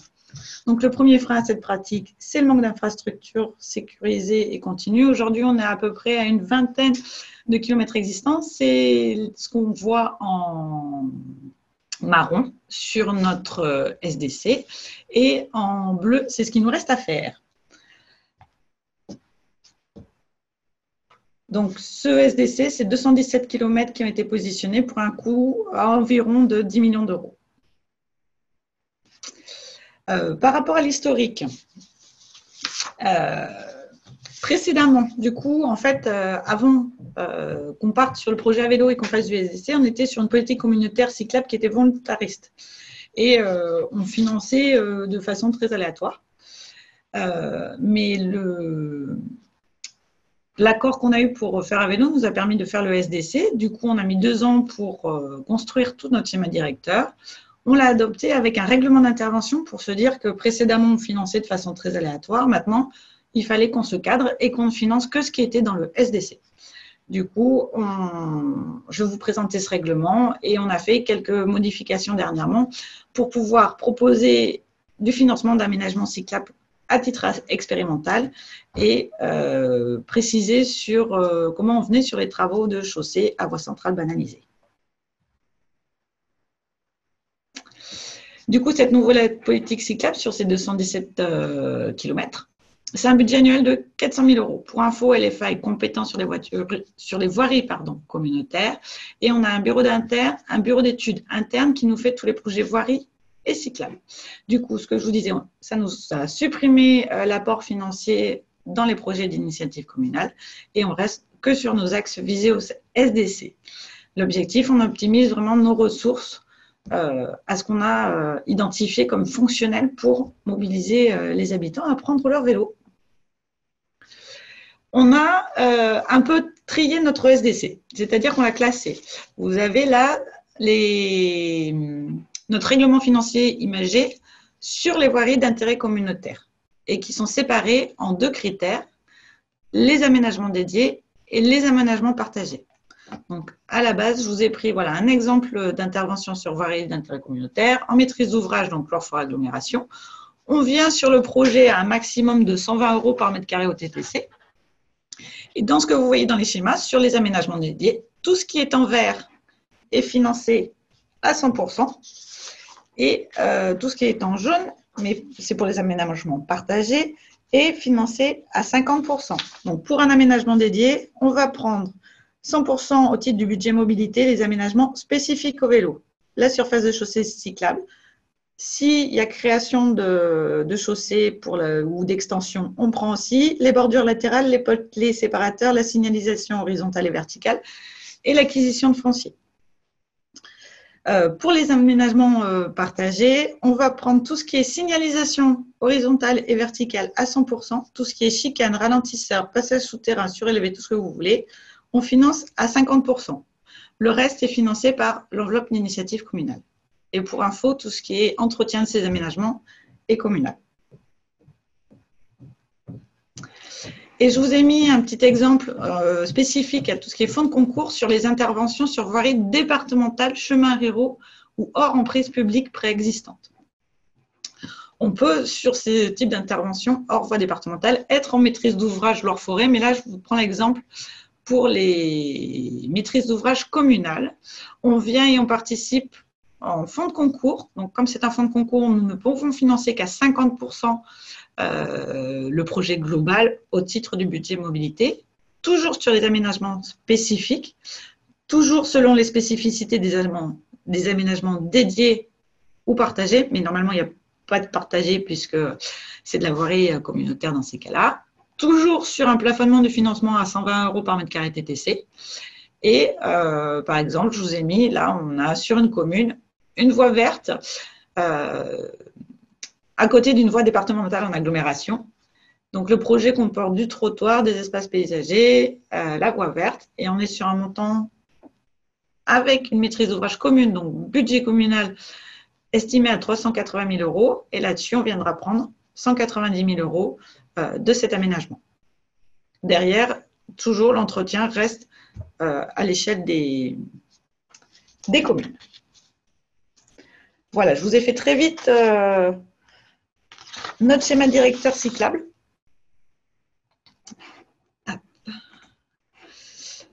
Au vu de ce qui était souhaité et demandé, je ne sais pas s'il y a des questions.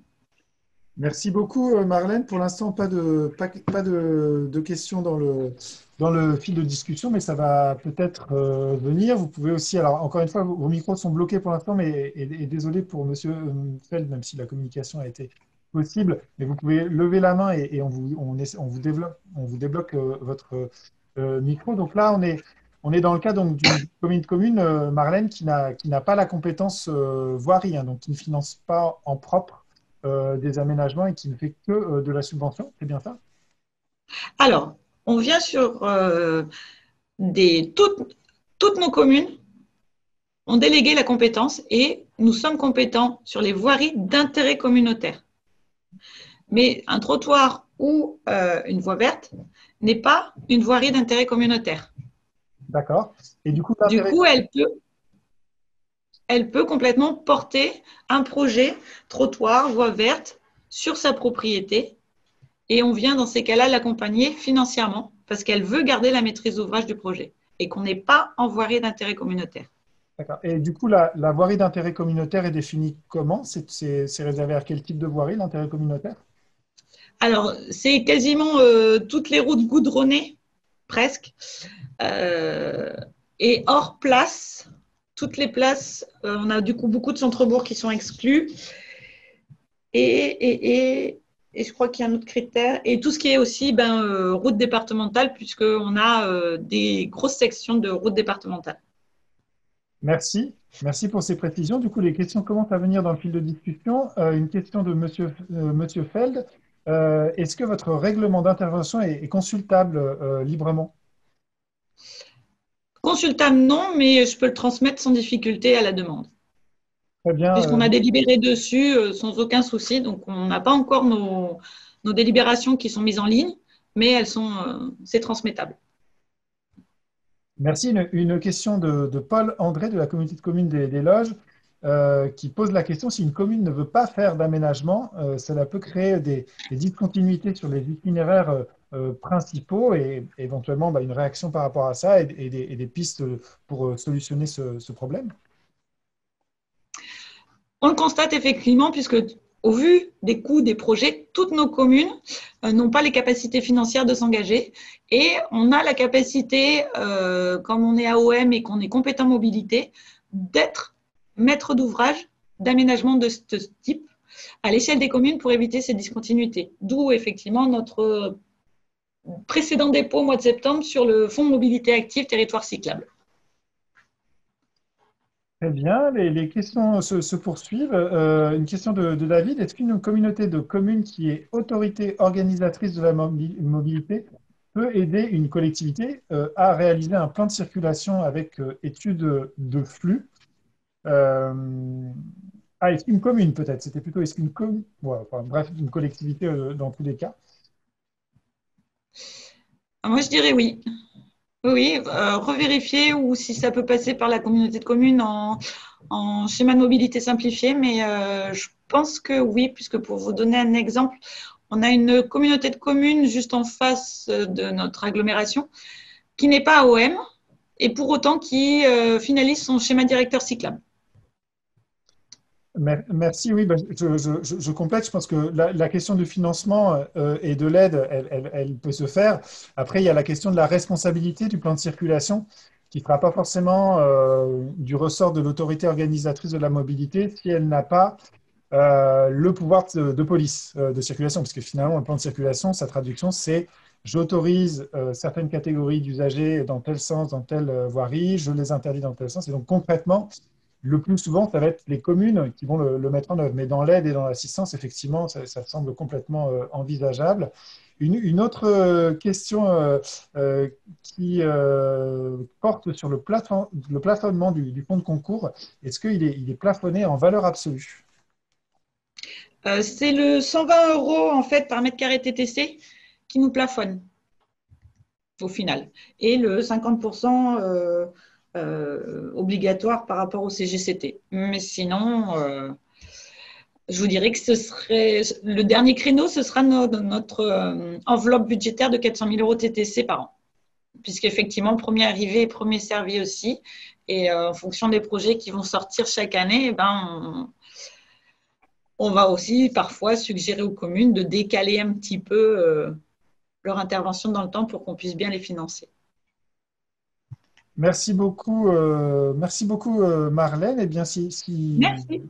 Il n'y a pas d'autres questions, je vous propose de continuer avec un autre retour d'expérience d'un territoire qui correspond à la taille d'un lauréat type, je dirais, à vélo, avec Lucie Gauthier, qui est chargée de mission transition à la commune d'Yvetot Normandie. Lucie qui va nous présenter également son plan de financement des aménagements cyclables sur son territoire.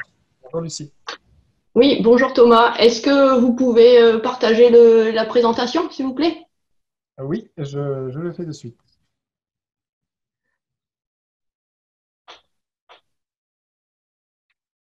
Donc en tout cas, bonjour à tous. Et donc je m'appelle Lucie Gauthier, je travaille à la communauté de communes Yvetot Normandie.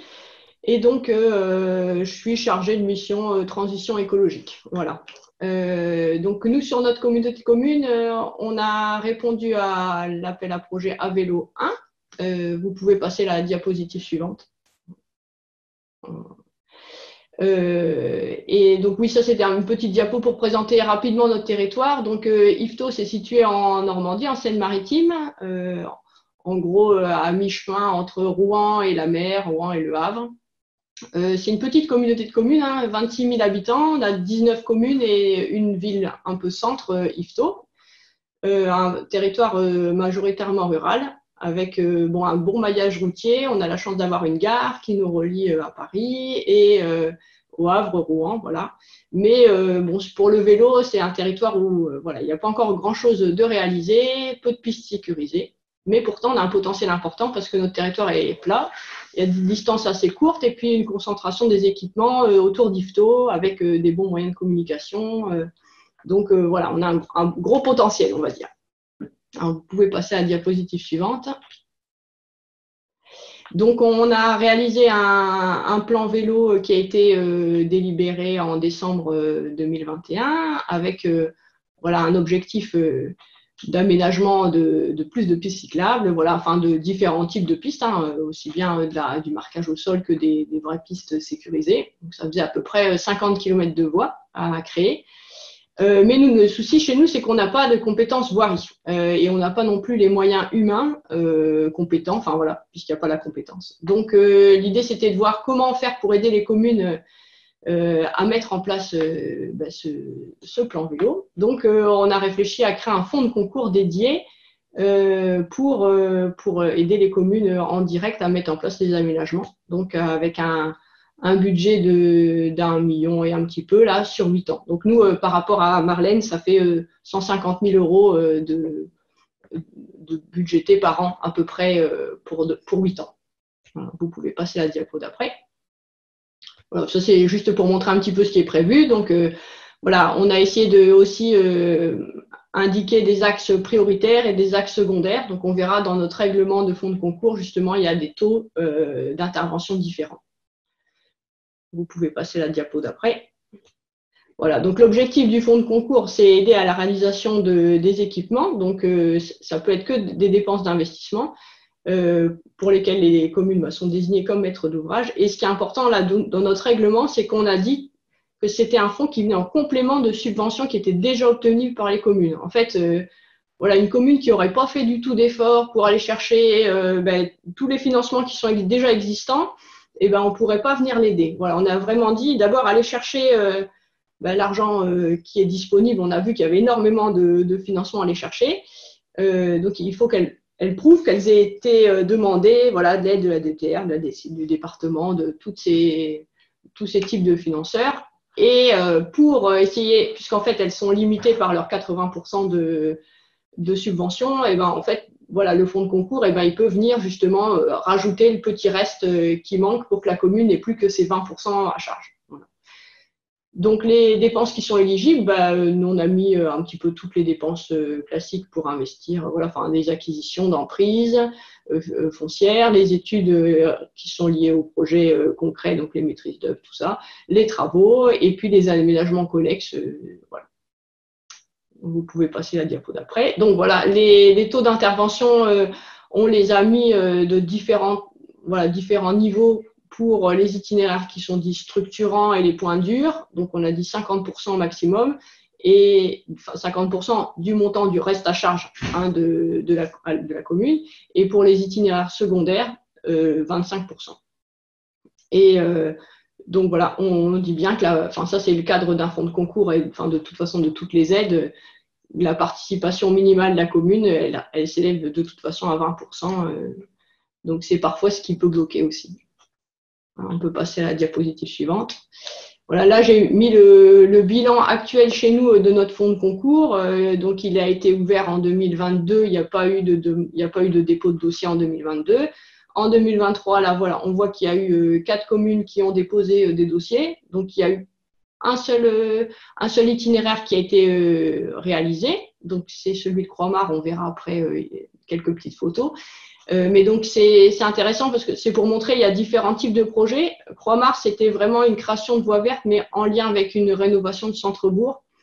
On voit, chez nous, souvent, c'est, comme a dit le monsieur Vincent, je pense avant, c'est ça, que c'était un peu opportuniste. Enfin, voilà, parce qu'il y a des travaux de rénovation de centre que les communes vont dire, voilà, en même temps, on va créer une piste cyclable. Voilà, pour l'instant, on n'a encore eu aucune commune qui a dit tiens, j'ai envie de me lancer dans les pistes cyclables juste pour ça. Enfin, c'est lié aussi à la faiblesse budgétaire. C'est des petites communes qui n'ont pas beaucoup de budget, donc voilà, et il faut qu'elles aient un projet plus conséquent pour inclure le vélo dedans, on va dire. Donc voilà, Croix-Mare qui a réussi à demander suffisamment de subventions un petit peu partout pour n'avoir que finalement 4% d'aide qui soit liée à notre fonds de concours, puisqu'elle a réussi à aller chercher beaucoup d'aide. Donc voilà, finalement, elle ne mange pas tout notre fonds de concours, elle a essayé d'optimiser ses subventions, donc ça c'est intéressant. Après, par exemple, on a un autre projet à Valliquerville qui est en cours. Là, c'est intéressant parce que c'est la prolongation d'une piste cyclable qui était le long d'une départementale et qui se poursuit sur voie communale. Donc là, c'est le département qui avait pris la maîtrise d'ouvrage de la continuité de cet axe. Et donc, la Comcom vient abonder en subvention pour la suite de ce projet. Voilà. Donc, c'est un fonds de concours qui est tout jeune, qui démarre, mais voilà, on sent que ça répond à une demande. Voilà. Donc, vous pouvez passer à la diapositive suivante. Voilà, ça c'est juste pour vous montrer le premier projet sur notre territoire, donc très content. Voilà. Avec un bel aménagement sécurisé. Là, c'est une voie verte, donc à la fois piéton et puis vélo. Et puis, si on termine sur les premiers retours, donc ce fonds de concours chez nous, je sens que c'est un bon levier pour accompagner les communes à réduire leur reste à charge. mais en disant quand même que la plupart des communes, elles engagent les travaux seulement si elles ont des projets de voirie qui sont réalisés en même temps.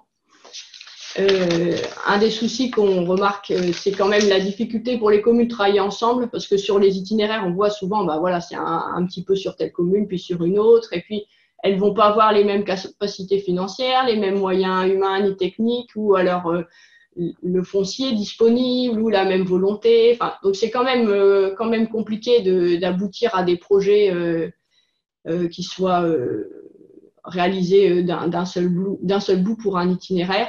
Donc, c'est pour ça actuellement, sur notre Comcom, on réfléchit à peut-être un jour prendre une compétence, alors qu'on appellerait piste cyclable distincte de la voirie. Enfin, s'il y avait des aménagements vraiment de pistes cyclables qui sont distinctes de la voirie, au même titre que l'aménagement, j'ai mis des trottoirs sur les zones d'activité, par exemple, pour que ça soit la Comcom qui puisse intervenir sur un linéaire comme ça qui est à cheval sur plusieurs communes. Voilà. Mais bon, c'est vraiment une réflexion. Et d'ailleurs, s'il y a des communes, enfin des territoires qui ont mis ça en place, je serais intéressée pour échanger avec les autres. Voilà.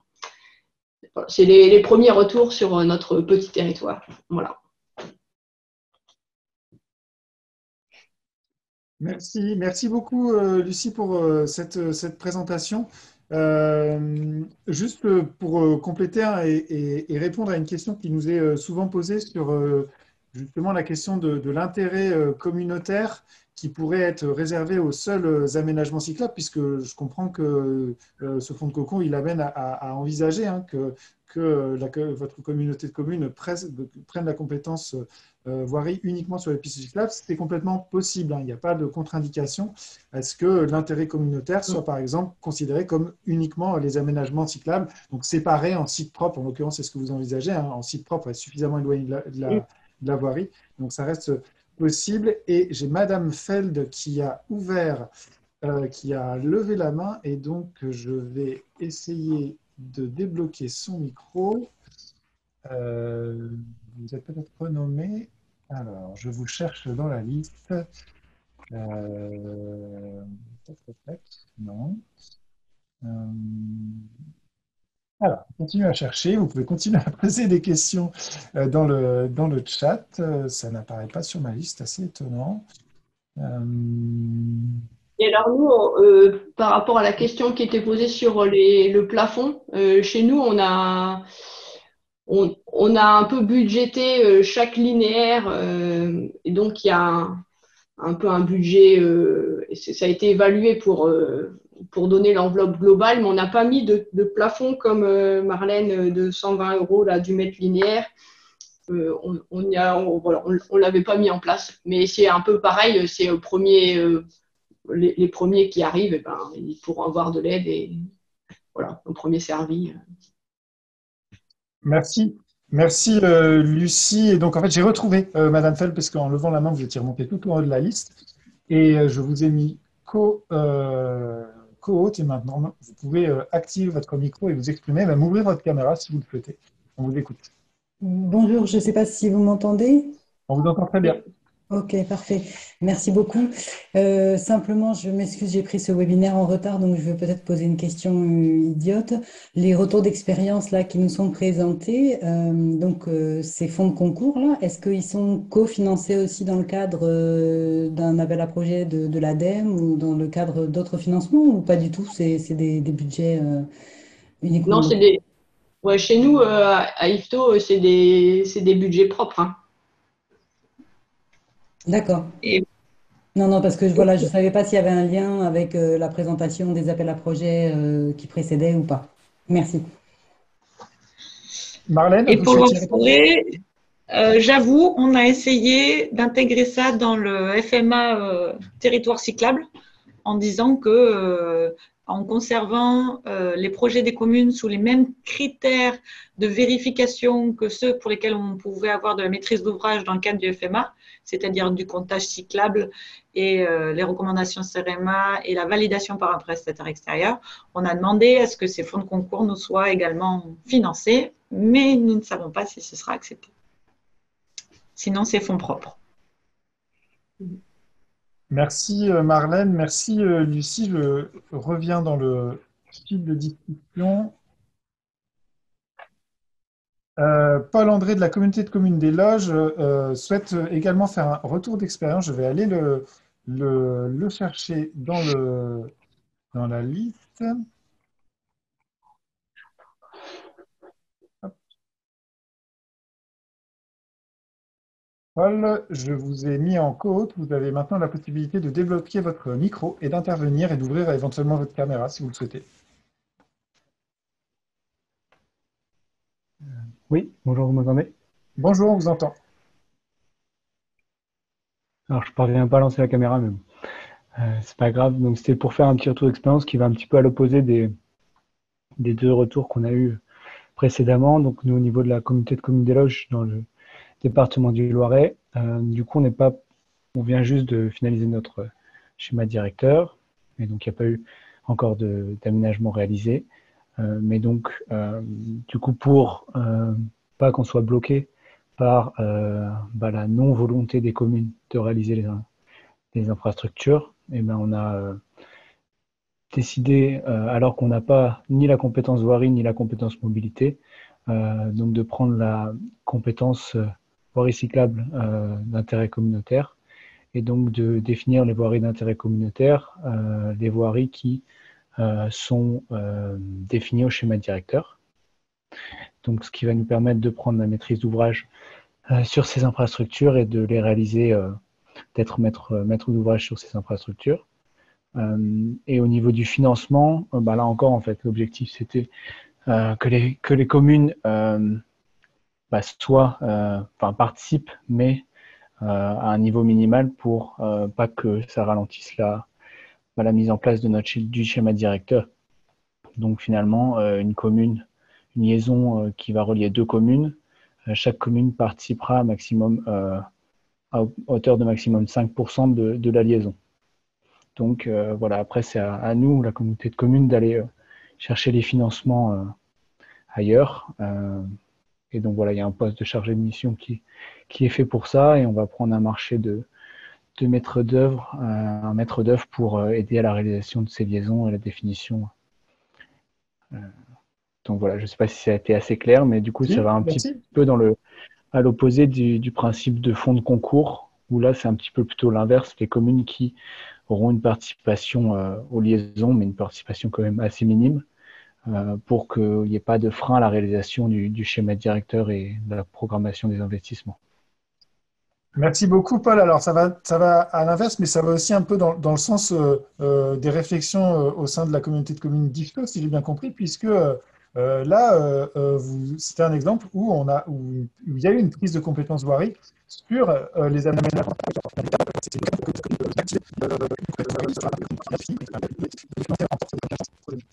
Je ne sais pas s'il y a d'autres questions là-dessus. Si ce n'est pas le cas, vous pouvez toujours continuer à les poser, et nos intervenants, s'ils le peuvent, répondront directement dans le fil de discussion. Et nous allons poursuivre et conclure avec notre dernière intervenante. Nous allons changer d'échelle, puisque nous allons faire profiter du témoignage d'une région avec Malvina Riffet, donc, qui est chargée de mission vélo à la région Centre-Val de Loire, et qui va nous présenter les dispositifs de financement de sa collectivité. Bonjour Malvina, et c'est à toi. Merci Thomas. Alors déjà, je vais essayer de mettre la caméra pour que vous me voyez. Voilà, j'ai l'impression que c'est bon. C'est bon. Et puis, je vais aussi tenter de partager mon écran. Alors, oui. Et vous me direz si ça fonctionne aussi. Alors si là, ça ne fonctionne pas, je te laisserai la main, Thomas. Alors, on a l'écran partagé, mais il n'y a pas le bon. Il n'y a pas le plein écran. Mais si tu veux le faire, il faut partager, non pas la fenêtre, là. mais voilà, là, c'est parfait. C'est bon. Ok. Allez, bon. Je faudra me lancer. Donc déjà, bonjour à toutes et à tous. Donc Malvina Richer, voilà, je suis chargée de mission vélo au sein de la direction de transport routier durable à la région Centre-Val de Loire. Peut-être en préambule, avant de vous présenter les dispositifs de financement mis en place par la région sur la politique vélo, peut-être du coup rappeler que la région en fait a mis en place un plan régional vélo qui a été adopté en octobre 2020. Je vais revenir rapidement sur les différentes orientations de ce plan régional vélo. Et donc la région après a fait le choix de recruter, ce qui n'était pas le cas, hein, donc un chargé vraiment de mission vélo pour coordonner la politique vélo de la région. Vraiment dans toutes ses composantes. Et donc, voilà, d'où mon recrutement. Et donc, je suis arrivée en septembre, donc c'est encore tout récent. Mais du coup, je vais partager avec vous rapidement les 4 grandes orientations du plan régional vélo, puis je déclinerai après vraiment les dispositifs de financement qui sont mis à disposition par la région Centre-Val de Loire. Peut-être très rapidement, du coup, pour voilà, ceux qui ne situeraient pas trop la région Centre-Val de Loire, voilà, on a quelques pôles d'attractivité, voilà, comme Orléans, Tours, Bourges, Chartres, pour vous, voilà, vous situer un petit peu plus. Mais après, sinon, on est quand même sur un territoire plutôt rural. Concernant du coup donc les 4 grandes orientations du plan régional vélo, la première, voilà, à l'échelle régionale et avec nos compétences, c'est évidemment de favoriser l'intermodalité avec le réseau REMI, donc c'est le réseau de transport collectif régional pour la mobilité du quotidien. Donc très rapidement, hein, derrière ça, il y a tous les sujets de stationnement sécurisé en gare, l'emport des vélos dans les trains, dans les gares. Voilà, je ne vais pas aller plus loin, mais c'est voilà, un petit peu ce que ça regroupe. Sur l'orientation numéro 2, on est sur proposer des services et des aménagements de qualité. Donc les aménagements cyclables de qualité, ou que ce soit pour vocation de mobilité du quotidien ou de loisirs et tourisme. Donc là, c'est vraiment plus notre politique d'accompagnement, puisque effectivement, on n'a pas de compétences voirie en propre. Après, en tant que AOM, chef de file à l'échelle de la région, et puis on a aussi la compétence AOM locale pour le compte quand même de 57 EPCI sur la région. Donc c'est 57 EPCI sur 80 à peu près. Voilà, on a quand même aussi un rôle voilà, incitatif sur tout ce qui est services et aménagement. L'orientation 3 est très tournée voilà, tourisme à vélo et poursuivre l'essor du tourisme à vélo. Alors, on est une région qui a été un petit peu précurseur sur le sujet du tourisme à vélo avec la Loire à vélo, et on souhaite effectivement l'ambition d'être voilà, première région sur le sujet du tourisme à vélo. Et l'orientation numéro 4 qui est plutôt transversale avec donc fédérer les acteurs et puis développer la culture vélo. Et donc derrière ça regroupe pas mal d'actions, que ce soit justement la gouvernance et l'animation du réseau d'acteurs, notamment la mise en place, on va dire, de réunions de concertation ou de groupes techniques avec les EPCI, qu'elles soient AOM ou non AOM, et avec les départements. Derrière, on peut aussi retrouver tout le sujet d'encourager à l'écomobilité scolaire, voilà, avec un enjeu sur effectivement les lycées en particulier, et puis tout ce qui est le volet aussi des déplacements des agents en interne à la région. Voilà, c'était pour brosser un peu de manière générale le plan régional vélo. Maintenant, je vais centrer du coup mon propos sur le dispositif de financement. Déjà pour vous dire que sur les axes de financement au niveau de la région, il y avait une vraie volonté d'intervenir sur l'ensemble du système vélo. Donc sur les différentes politiques, que ce soit la politique transport-mobilité, la politique tourisme et même la politique économique. Du coup, juste sur la politique économique, notamment, la région intervient pour soutenir la structuration d'une filière économique. Voilà, il y a un cluster qui s'appelle le cluster SIGO, qui est conjoint avec la région Bretagne et la région Pays de la Loire et Centre-Val de Loire pour réunir en fait tous les acteurs des filières économiques vélo et pour les aider à se structurer avec aujourd'hui un axe très lié au volet industriel et fabrication de vélos dans la mesure du possible 100% Grand Ouest. Et puis sur les deux autres politiques, voilà, on est un peu sur tous les axes, sur la définition de la politique cyclable, sur le volet aménagement infrastructure, les services et formation, animation, communication. Pour cette présentation, je me suis plutôt centrée du coup sur ce qui pouvait peut-être vous intéresser, notamment dans le cadre du coup des lauréats d'appel à projet à Vélo 2 sur la politique transport-mobilité. Je vais vous présenter les dispositifs de financement qui ont été mis en place avec donc des fonds spécifiques qui ont été mis en place. Le premier, donc, c'est le fonds mobilité rurale pour les collectivités et également autres partenaires tels que les entreprises ou associations. Donc dans ce cadre-là, la région cofinance du coup des études de mobilité à 80%, et puis quand c'est uniquement sur spécifiquement sur le volet vélo, donc les schémas directeurs cyclables, on cofinance à 50%. C'est vrai qu'on encourage quand même les collectivités quand elles étudient le vélo, c'est d'élargir un petit peu le spectre pour voir aussi les différentes solutions de mobilité, car le vélo ne répond pas toujours à toutes les situations de mobilité, notamment dans nos secteurs ruraux.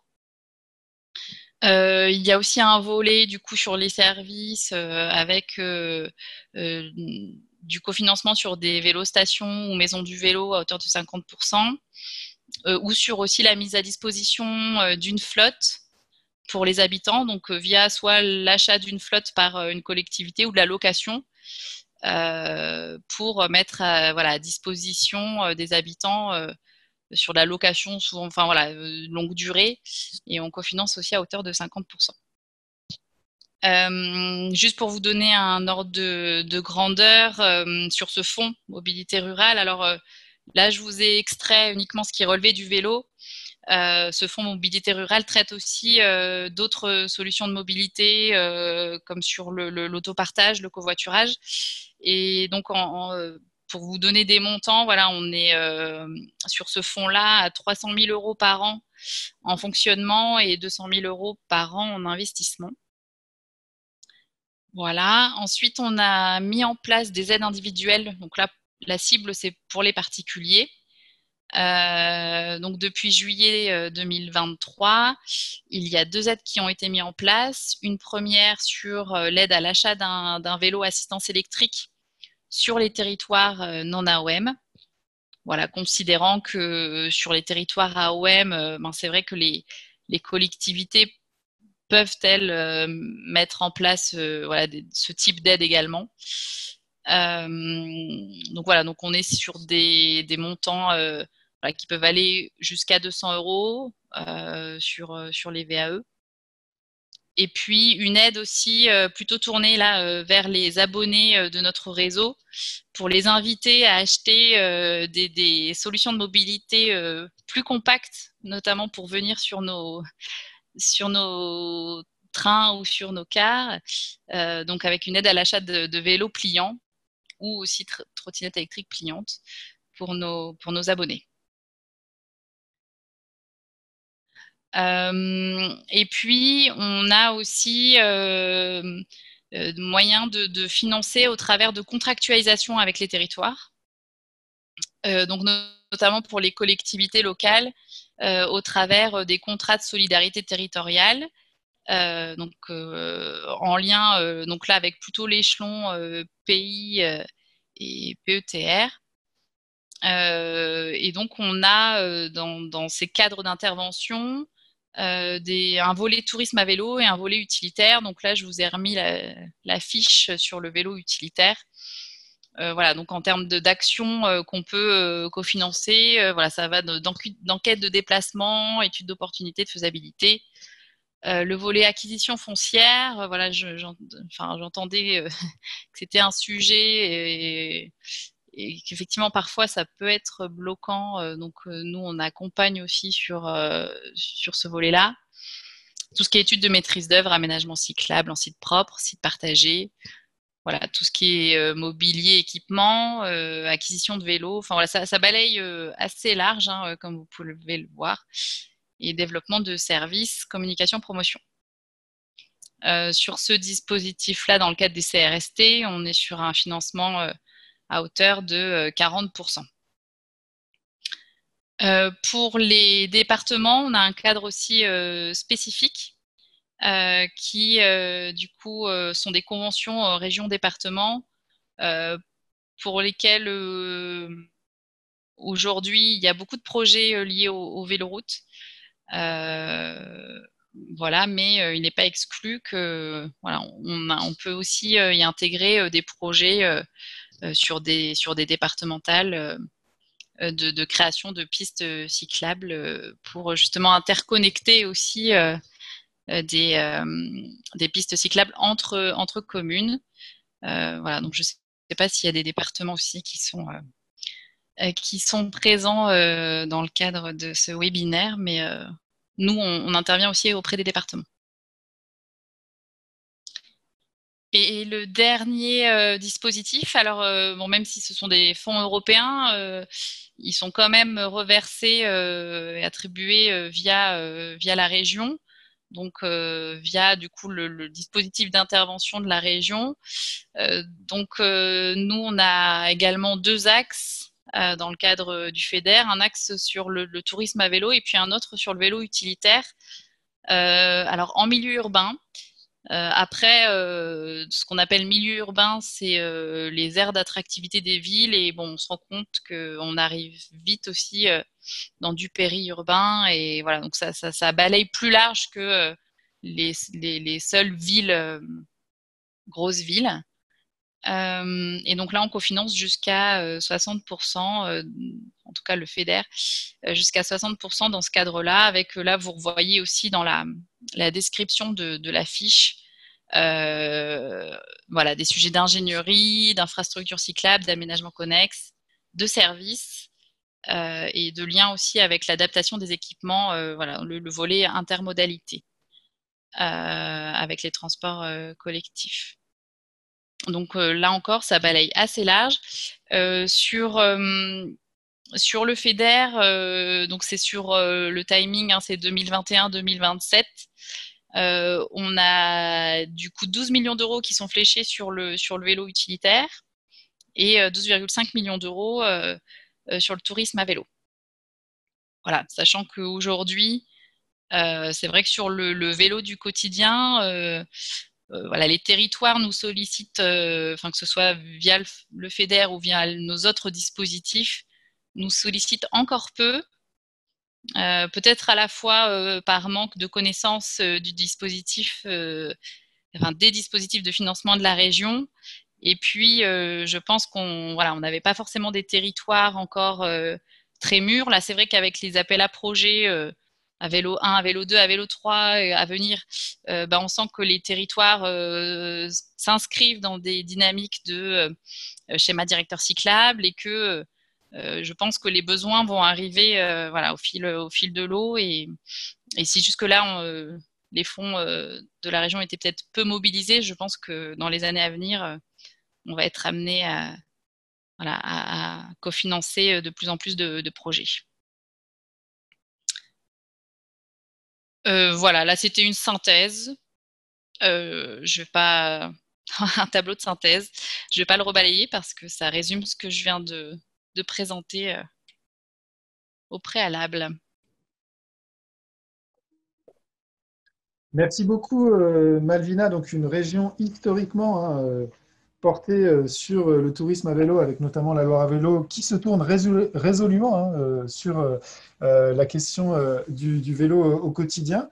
Je ne sais pas s'il n'y a pas encore de questions dans le fil de discussion. En tous les cas, on vous encourage, alors pour ceux qui sont sur la région Val-de-Loire, eh bien, à vous rapprocher de Malvina, bien sûr. Et puis pour ceux qui sont sur d'autres régions, eh bien, à vous renseigner. Il y a probablement des dispositifs d'aide qui existent, qui peuvent être différents de celui qui vous a été présenté, mais qui peuvent être aussi des opportunités de financement.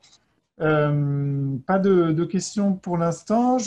Simplement en profiter pour vous dire que je vous ai mis dans le fil de discussion un questionnaire d'évaluation du webinaire qu'on vous encourage à renseigner pour nous aider à en améliorer le format. Je continue du coup, déjà remercier bien sûr Antoine, Vincent, Julie, Marlène, Lucie et Malvina pour ces présentations très inspirantes. Vous dire qu'il y a un autre webinaire consacré au financement qui a été réalisé en juin 2022 dans le cadre du programme À Vélo 2 avec d'autres témoignages. Et donc, s'il y a des questions auxquelles vous n'avez pas eu de réponse ou si vous voulez encore continuer à vous inspirer auprès d'autres territoires, vous pouvez aller regarder ce replay sur l'espace intradem de l'ADEME.